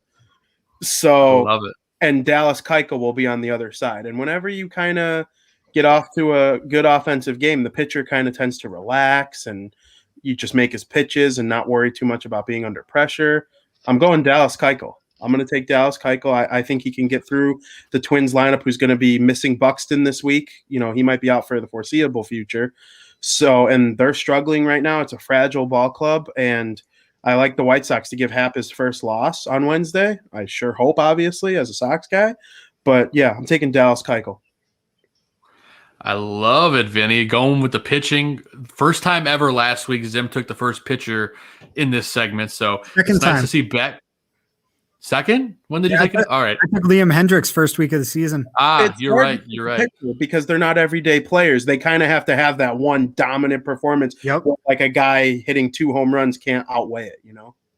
Yeah. That's be bold, man. Be bold. Cease 2 starts likely this week, man. No, I'm sticking with Kopech, actually. I'm going to go Kopech again. You called it earlier. He's got a good chance of getting a start. And if he doesn't get a start, he's definitely going to get some action this week for sure. Like, there's no question about it with a doubleheader in the mix. And what is it? They play every day after today until we see each other again. So he's definitely going to get some work. I think at least 3 appearances. If he can put together 5 good innings worth of work out of those 3 appearances, I think I got a good shot, you know? So he gets like 5 innings and 7 strikeouts. Like, I think that's noteworthy. As long as he doesn't give up 3 home runs in the middle of it. I like the pick a lot. All right. So that leaves it with me. I'm 0-6. I gotta find a way to get back into the swing of things here. I think I'm gonna go double repeatsies again. I'm gonna go with Yermin Mercedes again, because I see like his bat's starting to heat up again. He had a couple off days in the National League, which you guys told me last week, but I still picked him anyway. But he's starting to heat up the last couple days. He's got some really juicy pitching matchups, and I think he's probably going to play almost every day over the next week and a half. So he probably won't play both games in the doubleheader, but who knows? I think Yermin's going to have a big week. He's getting hot. He's going to be at bat with runners in scoring position. I think the Yerminator starts firing on all cylinders again. He raises his average higher. I think he passes up Mike Trout with that batting average by the end of the week. I'm going to go bold here, boys. Are they raising the attendance too? I believe it goes up to 60%. Your mean seems like a guy who benefits from that. He loves people. Like he talks about himself in third person. Like your fans love to watch him play. Like he just seems to be the kind of guy who would feed off some extra fans. Well, that's like when he was eating the burger. We had the video on a couple weeks ago. He goes, with there is no fans. There is no your mean without the fans. There is no fans without your mean. And it's yeah. How was it? It was pretty good. It was a billion calories. Like you were eating it, and you were like, "If I eat one of these every single day, I'm dead." It was just so good. It had like he's Dominican, right? It just had some like Dominican spices, and I don't know exactly what was in it, but it was delicious. I loved it, dude. I love it, bro. So I'm gonna ride that Yerminator trade for one more week, and hopefully get a victory in my pick to click. So I'm excited about it, boys. So we got our picks to click. I'm going Yermin Mercedes. Zim's going with Michael Kopech. Vinny with Dallas Keuchel. And Gonzo's riding the bus, hanging on with Jose Abreu. That seems to be working for him so far. We're going to wait and see what happens. Let's move on, boys, to the next segment here. We're going to talk about the upcoming schedule and kind of some of these matchups coming up in what we call the White Sox Weekly segment.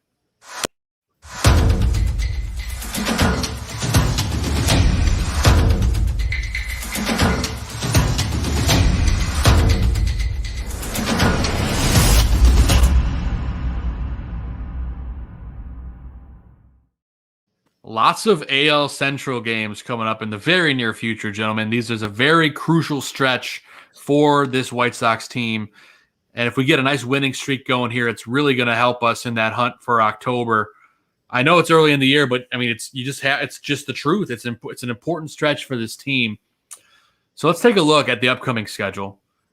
So we get 3 versus the Twins and 4 versus the Royals. So of course, tomorrow, Wednesday, and Thursday, we're in Minnesota. And I'm sorry. Wait, they're home, aren't they? Yeah. Yes, they're all these games are at home.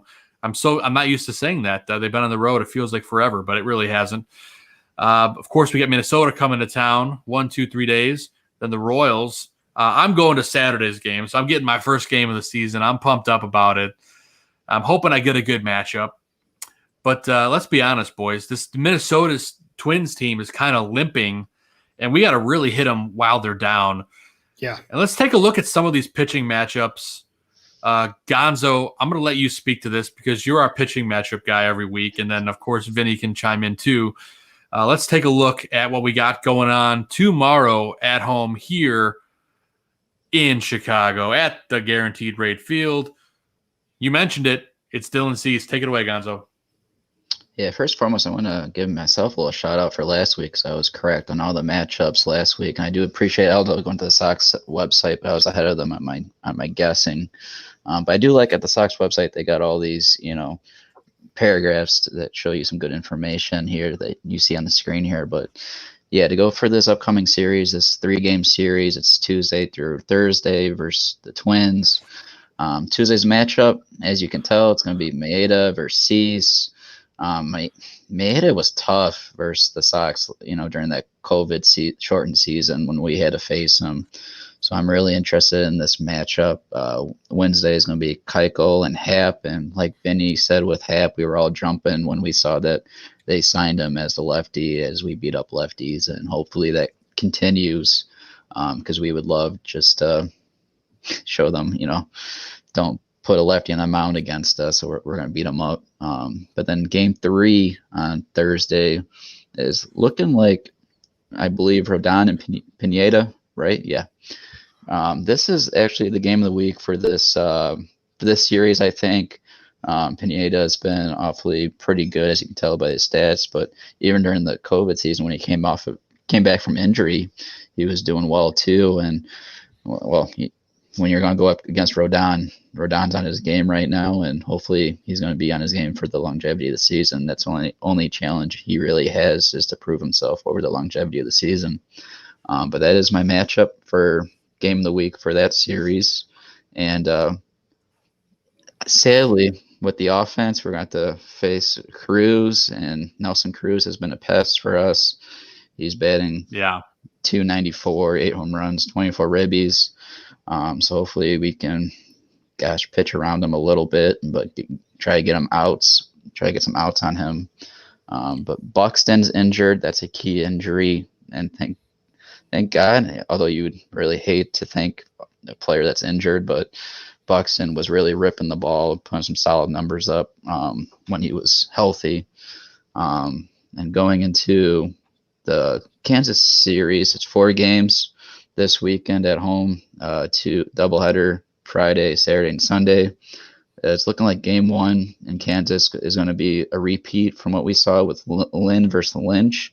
That's what ESPN has, and it'd be interesting if they continue with that, because that was a hitting carousel that we had versus Lynch in that game, and we hit for a cycle in that first inning and batted around. So hopefully we can do that again.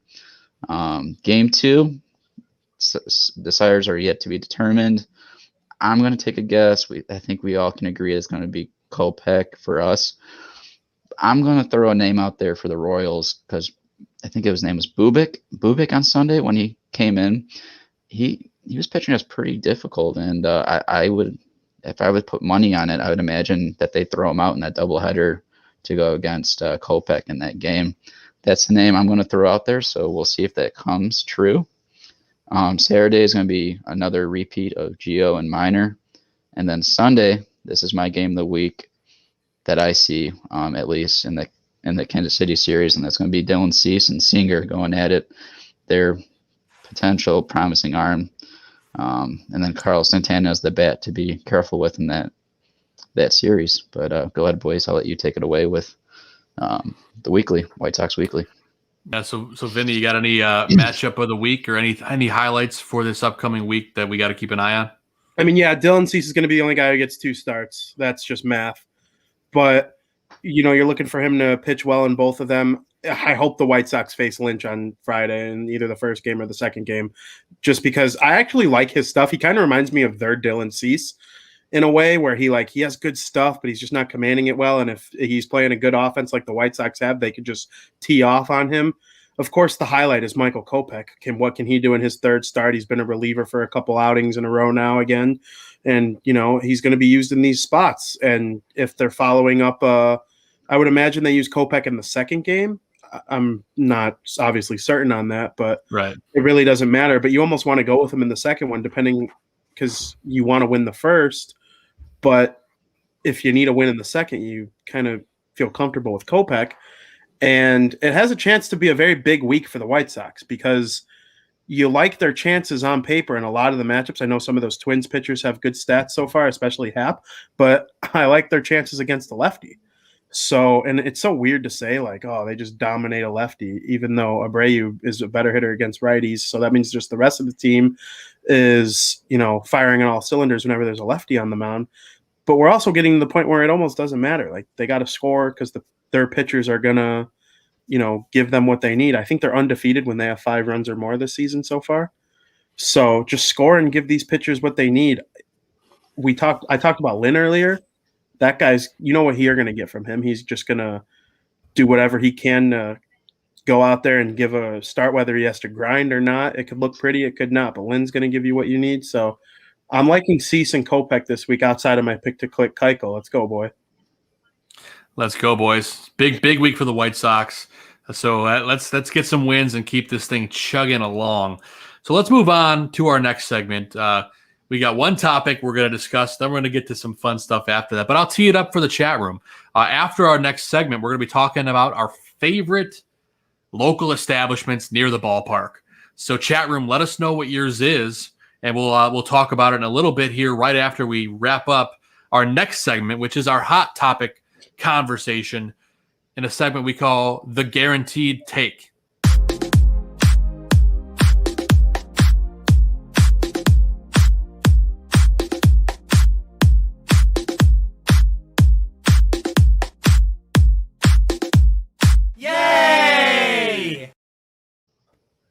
Yay or nay, we got to go here. So we've got a hot topic for the day, and it's been something that, Liam Hendriks has been one of those people this year that has been hot or not. He's been kind of straddling the line. He's been great. He's been mediocre. He's been horrible.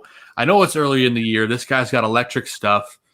People are saying they shouldn't have given him the contract, yada, yada, yada. The main question this week is, has Hendricks lost it, gents? What do you think? He's got 6 saves on the year. His ERA is not that horrible. I'd have to double check what it is. I think it's like 3 point something at the moment. I'll pull it up and give you an exact number in a second. But Chris Gonzalez, has Hendricks lost it? No, I don't think he's lost it. I actually think he's coming around a little bit. I know he got into a little jam this past week and with Kansas City.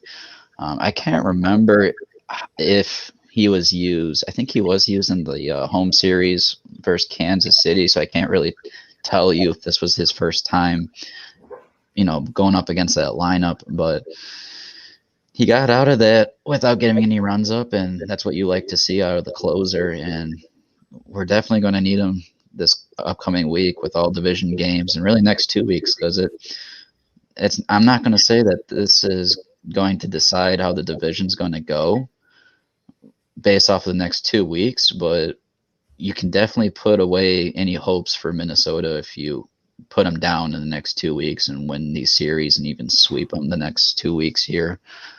But division games, you're always likely are going to be close and going to have to use your closer in the bullpen. And, I hope he's ready to go. I'm not saying I hope. I know he's ready because his confidence is through the roof when he's on the mound and he's always yelling. And I love him as a closer, and I'm glad we signed him to that deal that we did. And because, look, I mean, just face it, you saw what happened to Colome.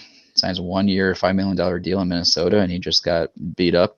And I know that because I had him in fantasy, and I watched him destroy my ERA and made me so pissed off. But we're going to see him in this. We might see him. Well, he's not going to be the closer, but he's going to be one of their setup guys. We'll see him. So we're going to see him, and hopefully we make him pay and keep him as a setup guy, not a closer. Yeah, great decision by the front office, no doubt about it.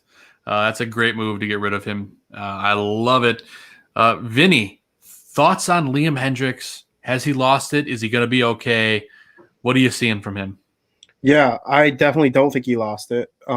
He's one of the best closers in the league for me still. He certainly needs to stop giving up the home run. I think it was 1 out of every 14 fastballs was taken yard. And Cody Hoyer's kind of dealing with the same thing right now, but nobody talks about him because he didn't sign a $1 billion contract over the offseason. But like Hoyer and Liam Hendricks have incredible amounts of arm talent. So I definitely think as the season goes along, both of them kind of lower the home run total. And if the home runs stop coming for the opposition, then they're looking good. So I have no issues with Hendricks. Do I want the home run ball 1 out of every 14 fastballs to stop? Yeah, I do. But, maybe he's tipping the pitch right now, like I brought up with Giolito in that game against Boston. Like, you clean that stuff up and you're back to being the elite closer that we all know he can be. So I'm confident in him and Hoyer. I know Hoyer wasn't part of the question, but he's dealing with the exact same issue that Hendricks is right now. So definitely going to be interesting to see going forward. But I like Hendricks. I'm kind of thinking if you're looking at it as the front office had a choice, Colome or Hendricks, that's no brainer. Yeah. No brainer for sure. And he still has 6 saves, 21 Ks. His ERA is sitting at 3.55 with a whip under 1. But gentlemen, Zim, before I toss it to you for your thoughts, I got to throw this to you guys because you guys, I think, play fantasy baseball. So I got to get your thoughts on this. All right. Vinny, specifically, you're probably going to roast me, but I needed a closer really bad. Okay. My closers all got hurt, yada, yada, yada. So I picked up at the start of the year off waivers. I picked up Michael Kopech, eligible as a reliever and a starter. Okay. Which just switched on Yahoo for me. Yes. It just switched like for me in time to trade him. Yeah. It's fantastic. So then I also have Zach McKinstry, who's the second baseman utility guy for the Dodgers. I traded both of them, package deal, got Hendricks and Mitch Haniger from Seattle. I needed an upgrade. Did I get roasted or do you like it? You traded Kopech away? Yeah, Kopech and McKinstry. Yeah, for me, relievers have no value in fantasy baseball unless they're a closer. Because what are they going to do? Lower your ERA a little bit? Unless they give you a save or a win, they got nothing for me. I actually have Kopech on my team in this instance he's a starter. As soon as he's no longer getting spot starts, I'm dropping him. I personally have one closer because I am willing to give up the save category for good ERA and wins. So I'm kind of on board with that trade, actually. If you're going for saves, Kopech gives you nothing. He'll give you wins, I guess, every now and then, but not really, because he's a middle reliever right now. That's exactly what's happening with me. I called him a super weapon 1,000 times earlier in the show. Yeah, he's not being used as a starter too much. And when he is, what do they have to do in a 7-inning game to be considered a winner? Is it 4 innings or is it still 5? Because chances are he's not going 5 in a 7-inning game. So for me, a starting pitcher should give you either wins or saves if you're playing fantasy baseball. Ooh, Santiago doesn't like my trade, but hey, my closers suck. I need saves. It's a category in my league, so I did it. And just to give you a little bit more insight, gents, not to take up too much more time, but my starting pitching is Garrett Cole, Dallas Keuchel, Lance McCullers, and Sandy Alcantara. So I'm pretty set when it comes to starters. So I could afford to get rid of Kopech. But I also want to mention Friendly Confines. I mentioned the wrong time earlier. It's actually coming up after us at 10 p.m. Central Time. So if you have Cub fans, tell them about that, and make sure you Sox fans stay tuned to the end of the show. Coming up next after this, talking favorite local establishments near the park. Zim, I haven't let you talk about our buddy Liam Hendricks, so let's get to you. And Gonzo had one thought, and then we're going to move on. Like you mentioned, 3.55 ERA, 12 strikeouts, was it? No, sorry, 21. I got that reversed. I dyslexiated it. Putting the sexy in dyslexia, guys. So let's see. Yeah, 21 strikeouts, 0.95 whip, which is, in my opinion, a little high for a closer. But when you look at all these numbers, they're all below his career averages, right? Like he's got a 224 average allowed, which his career average is a 260. That 0.95 whip is below the average of 1.27. What I think we're failing to realize when we say, has he lost it, is just how unreal he was the last 2 seasons. The last 2 seasons, he was hands down, without a doubt about it, the best closer in the game. And, at this point, he's getting a little older. He's not going to be quite as sharp on a day-to-day basis with the way that this team is going to need their closer, because we're not in a lot of these tight close situations. The frustrating part, I think, is that we're expecting him to come into these situations that are fewer and further between than they were out in Oakland, and still be that same guy who is pitching 3-4 times a week when now he's only pitching once or twice a week. And it's an adjustment period for him. So he's getting used to it. Like Vinny was saying, the home run rate is definitely a little alarming, but like if he's still finishing the game out, like who cares? I will say if he continues giving up home runs at his current rate, it will be the most home runs he's given up in a season in his entire career. His current career high is 17 home runs allowed in a season. That was in his sophomore season with Minnesota. He's currently on pace to give up about 22, 23, assuming he gets 70 to 75 appearances this season, which may be a little high for him, honestly, considering what I just mentioned the usage is going to be. So, the ERA will come down. It's actually starting to come down. Over his last 7 games, he's got a 2.84 ERA with 4 saves in 7 games. I mean, that's what you want out of your closer right there. So over his last handful of games, he's doing fine. The 2 earned runs is a bit problematic, but again, with time, that'll even itself out. Love it, Zim. I love it. I love the optimism here from us boys. Gonzo, you had a quick thought. Let's make it quick, and then let's move on. Yeah, first, Bearstown, he corrected me from the chat there with that game on, I think what he said, April 14th when Hendricks blew that save, but I believe he also got the win kind of big after that, going to extras, I believe it was. He did. So he did the job there, even though he blew it. He came back, got the W. Right? Yeah. Game? Yeah, that game it was. Yes, exactly, Vinny. But my quick shout out, or quick keynote here to add here, that I had to mention, and I forgot to say it in White Sox Weekly, but we're getting back off the DL from this past weekend, Garrett Crochet. That's a really great lefty that you want to see coming back. Hasn't pitched though. He came off the IL Friday and hasn't pitched all weekend. So yeah, that's interesting to me. they're probably knowing Tony, they're probably being precautious because we've seen how precautious they've been with guys that have been injured. But let's see where his velocity is at, because I was worried about Garrett a couple of weeks ago because I saw his velocity dropping, and normally when you see that at a pitcher, some tweaks happens with them and they go to the DL. So hopefully his velocity is back up and he continues to. I think him and Kopech are going to be those weapons coming out of the bullpen that you're going to need on the matchup. So hopefully, this is key. Such a key move that I love to see.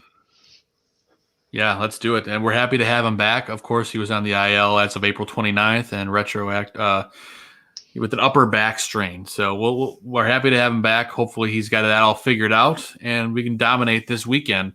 And gentlemen, we talked a lot of baseball this show, but now let's talk more on the fan side of things. Let's talk about the experience of going to a ball game. Let's talk about your favorite local establishment near the ballpark. And I know I've asked the chat for some of their answers, which we'll get to in a minute, but let's talk about our favorite places to go when we're going to the ballpark. It could be within 2 blocks. It could be within a mile. It could be within 2 miles. Something that you do when you go to the ball game.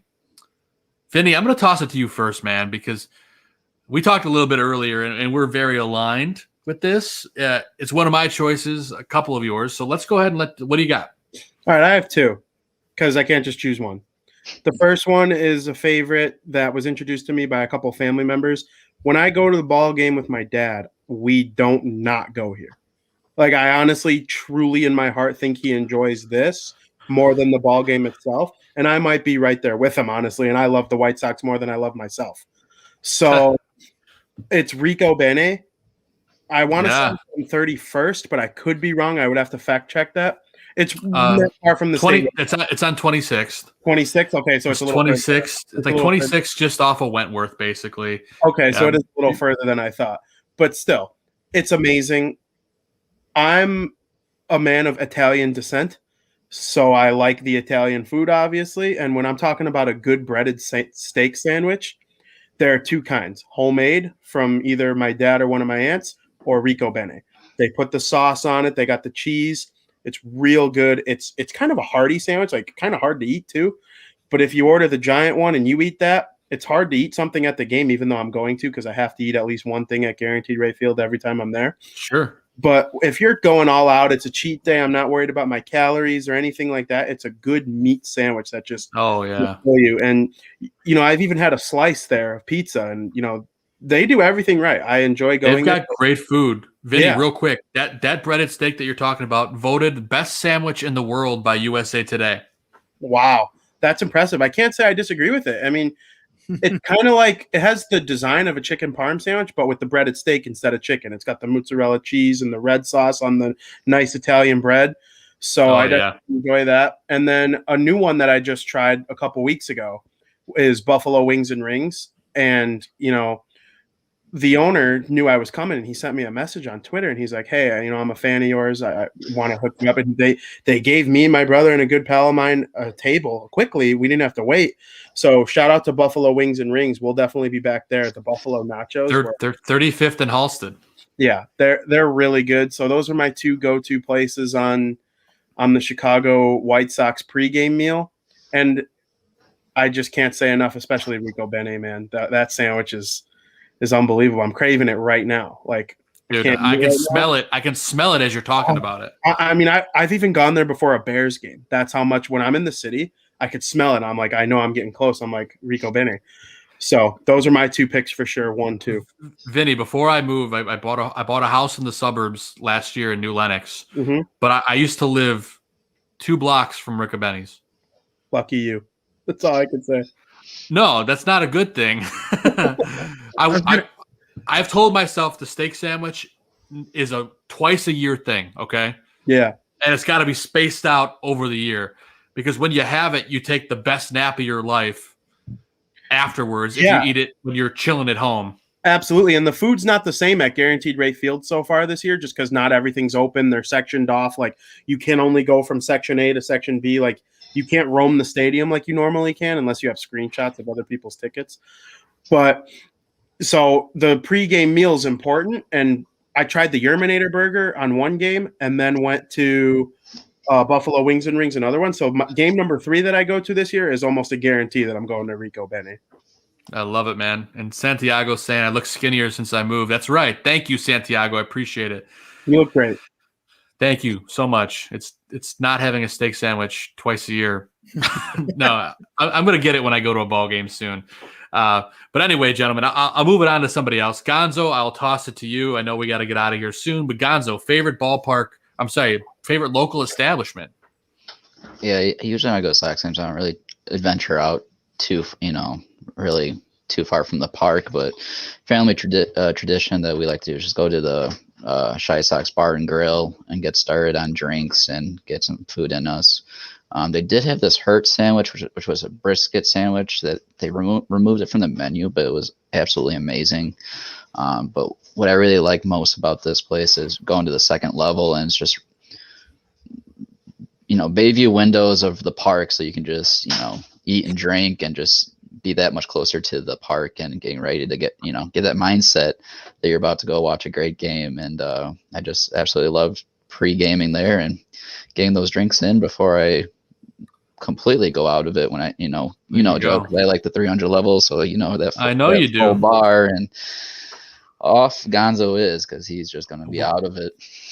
And I will give a disclaimer. The Chi Sox Bar and Grill is closed currently until the capacity is raised higher. Although we are going up to 60% soon. So maybe that's something in the coming months that opens up. It's literally right across the street from the ballpark. Doesn't get any closer. And yes, the burgers are delicious as well. So great pick, Gonzo. I love it. It's right there across the street from the park.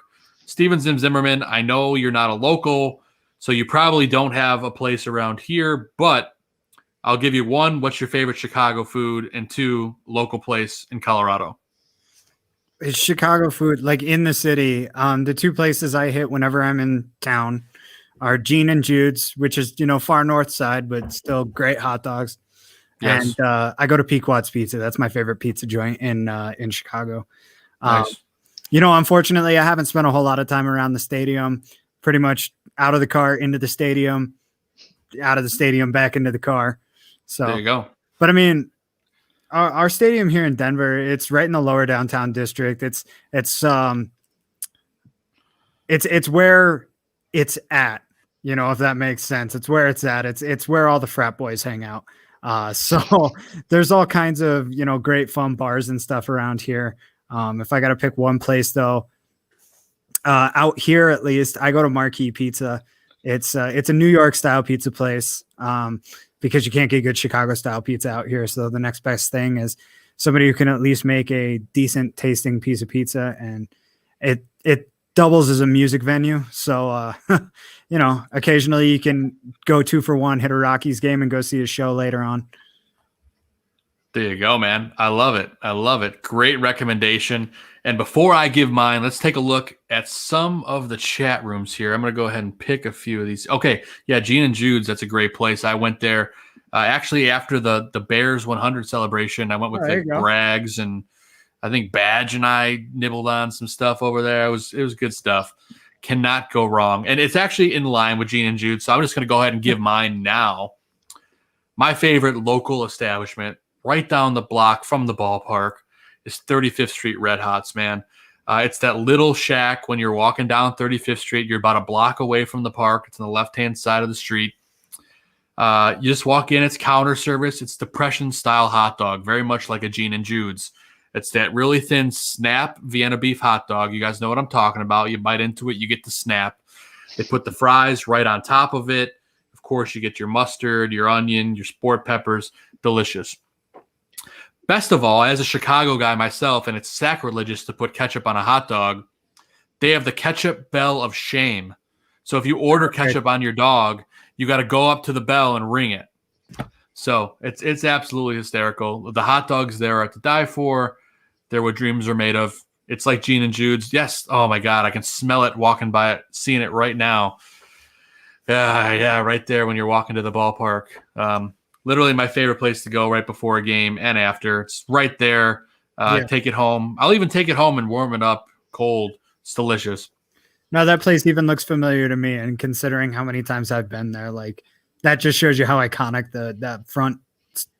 the shop front is. When me and Joey were at the game last week, we were driving past it. We were in Lot E, so it's like, a little further from the stadium, but still right there. And we turned right out of Lot E and we see it. And my friend Dylan's in the back seat. And I'm like, you won't get out of the car right now and go buy 4 or 5 hot dogs. And he was like legit about to do it, but we were heeing and hawing about it. And then finally we were too far and on the highway. And so I think next time we're going to give it a try for the first time. I see Joey in the chat right now saying, I'm so mad we didn't stop. 1,000% we're stopping next time. You could bet all your money on it. Oh yeah, you got to do it. It's great. You get the dog with the hot dog. I'm sorry, you get the hot dog with the fries right in the top. They roll it all up. That's the best, especially if they win. You're like, that's so Chicago. Like I know. Yeah. Like my wife said, chef's kiss. Delicious. Yeah. My honorary mention is if you go a little further down 35th Street past Halsted, it's Phil's Pizza. Absolutely delicious pie, man. One of my favorite pies in the city. I think my wife and I might make a stop there on the way home from the game on Saturday. So I will tweet out some pictures depending on what we do. But Phil's Pizza and, of course, 35th Street Red Hot. So many great other local establishments. You got Franco's. You got Maury O'Malley's. Buffalo Wings and Rings. There's just so many places to name. Cork and Carry, Turtles. The chat room mentioned a lot of these places. So let's see what some of the chat room had to say. I see here. I see from Travis, you got Maxwell Street Depot, of course, classic. Literally open 24 hours. You can get anything you want: a hot dog, a brat, a pork sandwich. It might not upset. It might upset your stomach, but it's going to be delicious and it's great drunk food. Mitchell's Typical Ballpark. I'm sorry, Neighborhood Bar in Cork and Carry, right by 35th. I'm sorry, right by 33rd, by like Armour Park over there. So classic, good food, good drinks. Cannot beat it. Gentlemen, we talked a lot of stuff this show. We do have Friendly Confines coming up right after us at 10 o'clock. We went a little bit long. We made everyone hungry. Yes, you're very welcome. And when we do meet up at a game, gentlemen, whether it's the 4 of us, whoever we can, we're going to go grab some of these eats, grab some drinks. We're going to have some fun. Are you going to I know you guys go. Zim, I'm sorry. I didn't mean it. Gonzo or Vinny, are you guys going to any games this weekend? You going Saturday? I don't have any tickets, but you never know what happens. I'm a free bird. We'll see. The Kopech game's intriguing. I definitely would like to go on Saturday. My schedule with the hockey stuff kind of impacts everything too. So sure. Absolutely. Well, I will be at the game on Saturday. If you're there, let me know. We'll touch base. Gonzo, we got to catch a game, and Zim, we're going to work on it. Anyone listening, if you guys are at the game on Saturday, shoot us a tweet. You can hit us at South Burb Hitmen. You can get me at Joe Mandel. You can get Vinny at Vinny Parisi. Chris is CG3 Gonzo, I believe. Oh, look at that. It popped up right on cue. It's amazing. And Zim is at Raging Sox fan. We do appreciate everyone for hanging out in the chat with us all night. It's been a great show. A huge thank you to our guest, Joseph Santello, who talked with us at the stop of the show. And, of course, I got to thank Vinny Parisi for stepping in. He's going to be hanging out with us for the foreseeable future. Great talking ball with you as always, man. Absolutely. I appreciate it so much. Zim, congratulations. Thank you. I'm very happy to be here, and I love every second of it. I think it was a great show. You guys do great work, and I'm a big fan. I appreciate it, man. Any last-minute shout-outs, Vinny, before we get out of here? Shout out Joey Parisi, my brother. We've been working really hard on getting these shows off the ground. Kind of an easy answer, but I got to do it because we've just been putting in all the work, and it's been successful so far. And, of course, Mom, happy Mother's Day. We'd be nowhere without you, Dad. It's great. So thank you to everyone who's helped us get here, and I'm happy to be part of the network. Amazing. Gonzo, last shout-outs before we cruise on into the sunset. Yeah, I hope everyone in the chat had a great Mother's Day with their moms. And Zim, I hope to catch up on your news here. But again, congrats to you. 2 key mentions I want to throw out there from Twitter. Well, Adam, first off, for the text me after show last week, but also he's been pretty constant on liking, retweeting, and just posting in general on Twitter about our show. And yesterday, Gabriel, I don't know his last name on Twitter, but Gabriel shout us out. Silva, was it? Okay. I think so. Gabriel, a shout out to you. We appreciate the kind words, and that's just really anyone that shouts us out. We really appreciate the kind words that anyone has to offer us, or any advice for the show. We appreciate the chat. Thanks, Vin, for coming on, and I know we're going to continue to have you on, for the upcoming shows here. It's great to have you, and boys, let's expand that division lead. What do you say? Let's do it. I'm all for it. And of course, the man with the child nearby, coming soon to a theater near you, Steven Zimmerman. Any last minute things before we say goodbye? I tell you what's coming soon to a diaper near me, right? But no, big old turd. No, I want to give a shout out to oh my God, Mike Schaefer. Sorry, the swag shop man. He's been doing great work out there. We've got our little commercial that we had. I'm wearing my hat tonight, and honestly, this has become my favorite hat. I'm wearing my snapback and my hoodie on like a daily basis at this point. They're super comfortable, super durable. Like, I don't mean to just sound like I'm kissing ass and trying to hype up our own merch, but honestly, like, this has become the most comfortable hat that I wear. This is my daily go-to. I spent $100 on Bears hats last year, and I don't wear them because of this hat now. So, it's just, it's very high quality. It's very comfortable. I really think that if anybody out there wants to order anything, you're not going to be disappointed with it. So go buy some merch, put some money in our pockets. There you go. deepdishtees.com/barroom. You can head over there and get some swag from all the great shows on the network, including Bar Down Blackhawks, of course, South Burbs Hitmen, and all the other great shows on the network. Even the Friendly Confines, our boys that are starting here at 10 o'clock, not too far away if you have any Cub fans. Before we get out of here, though, I do want to tell you guys, we have an amazing guest on the show next week, and I got to promo it right now. Ozzie Guillen Jr. will be joining us on the show next week. You heard it here first. We're so excited to bring him on the show, talk some White Sox, talk a little bit about his dad. It's going to be a great show. You're not going to want to miss it. Next week, that's going to be May 17th, Monday night, 7:30 p.m. Central Time, right here on the Barroom Network. How about that, boys? That's going to be a fun show next week. We cannot wait for it. Thank you to everyone. A huge shout out to my wife and my dog, Maverick. I love you guys. And everyone that tuned into the show, I love you guys and appreciate you guys for supporting us all year long. With that said, gentlemen, that's the show for tonight. We will see you guys next week with Ozzie Guillen Jr. Have a great week. Go White Sox, and let's get that division lead even higher. I love it. We love you guys. See you next week. And this ball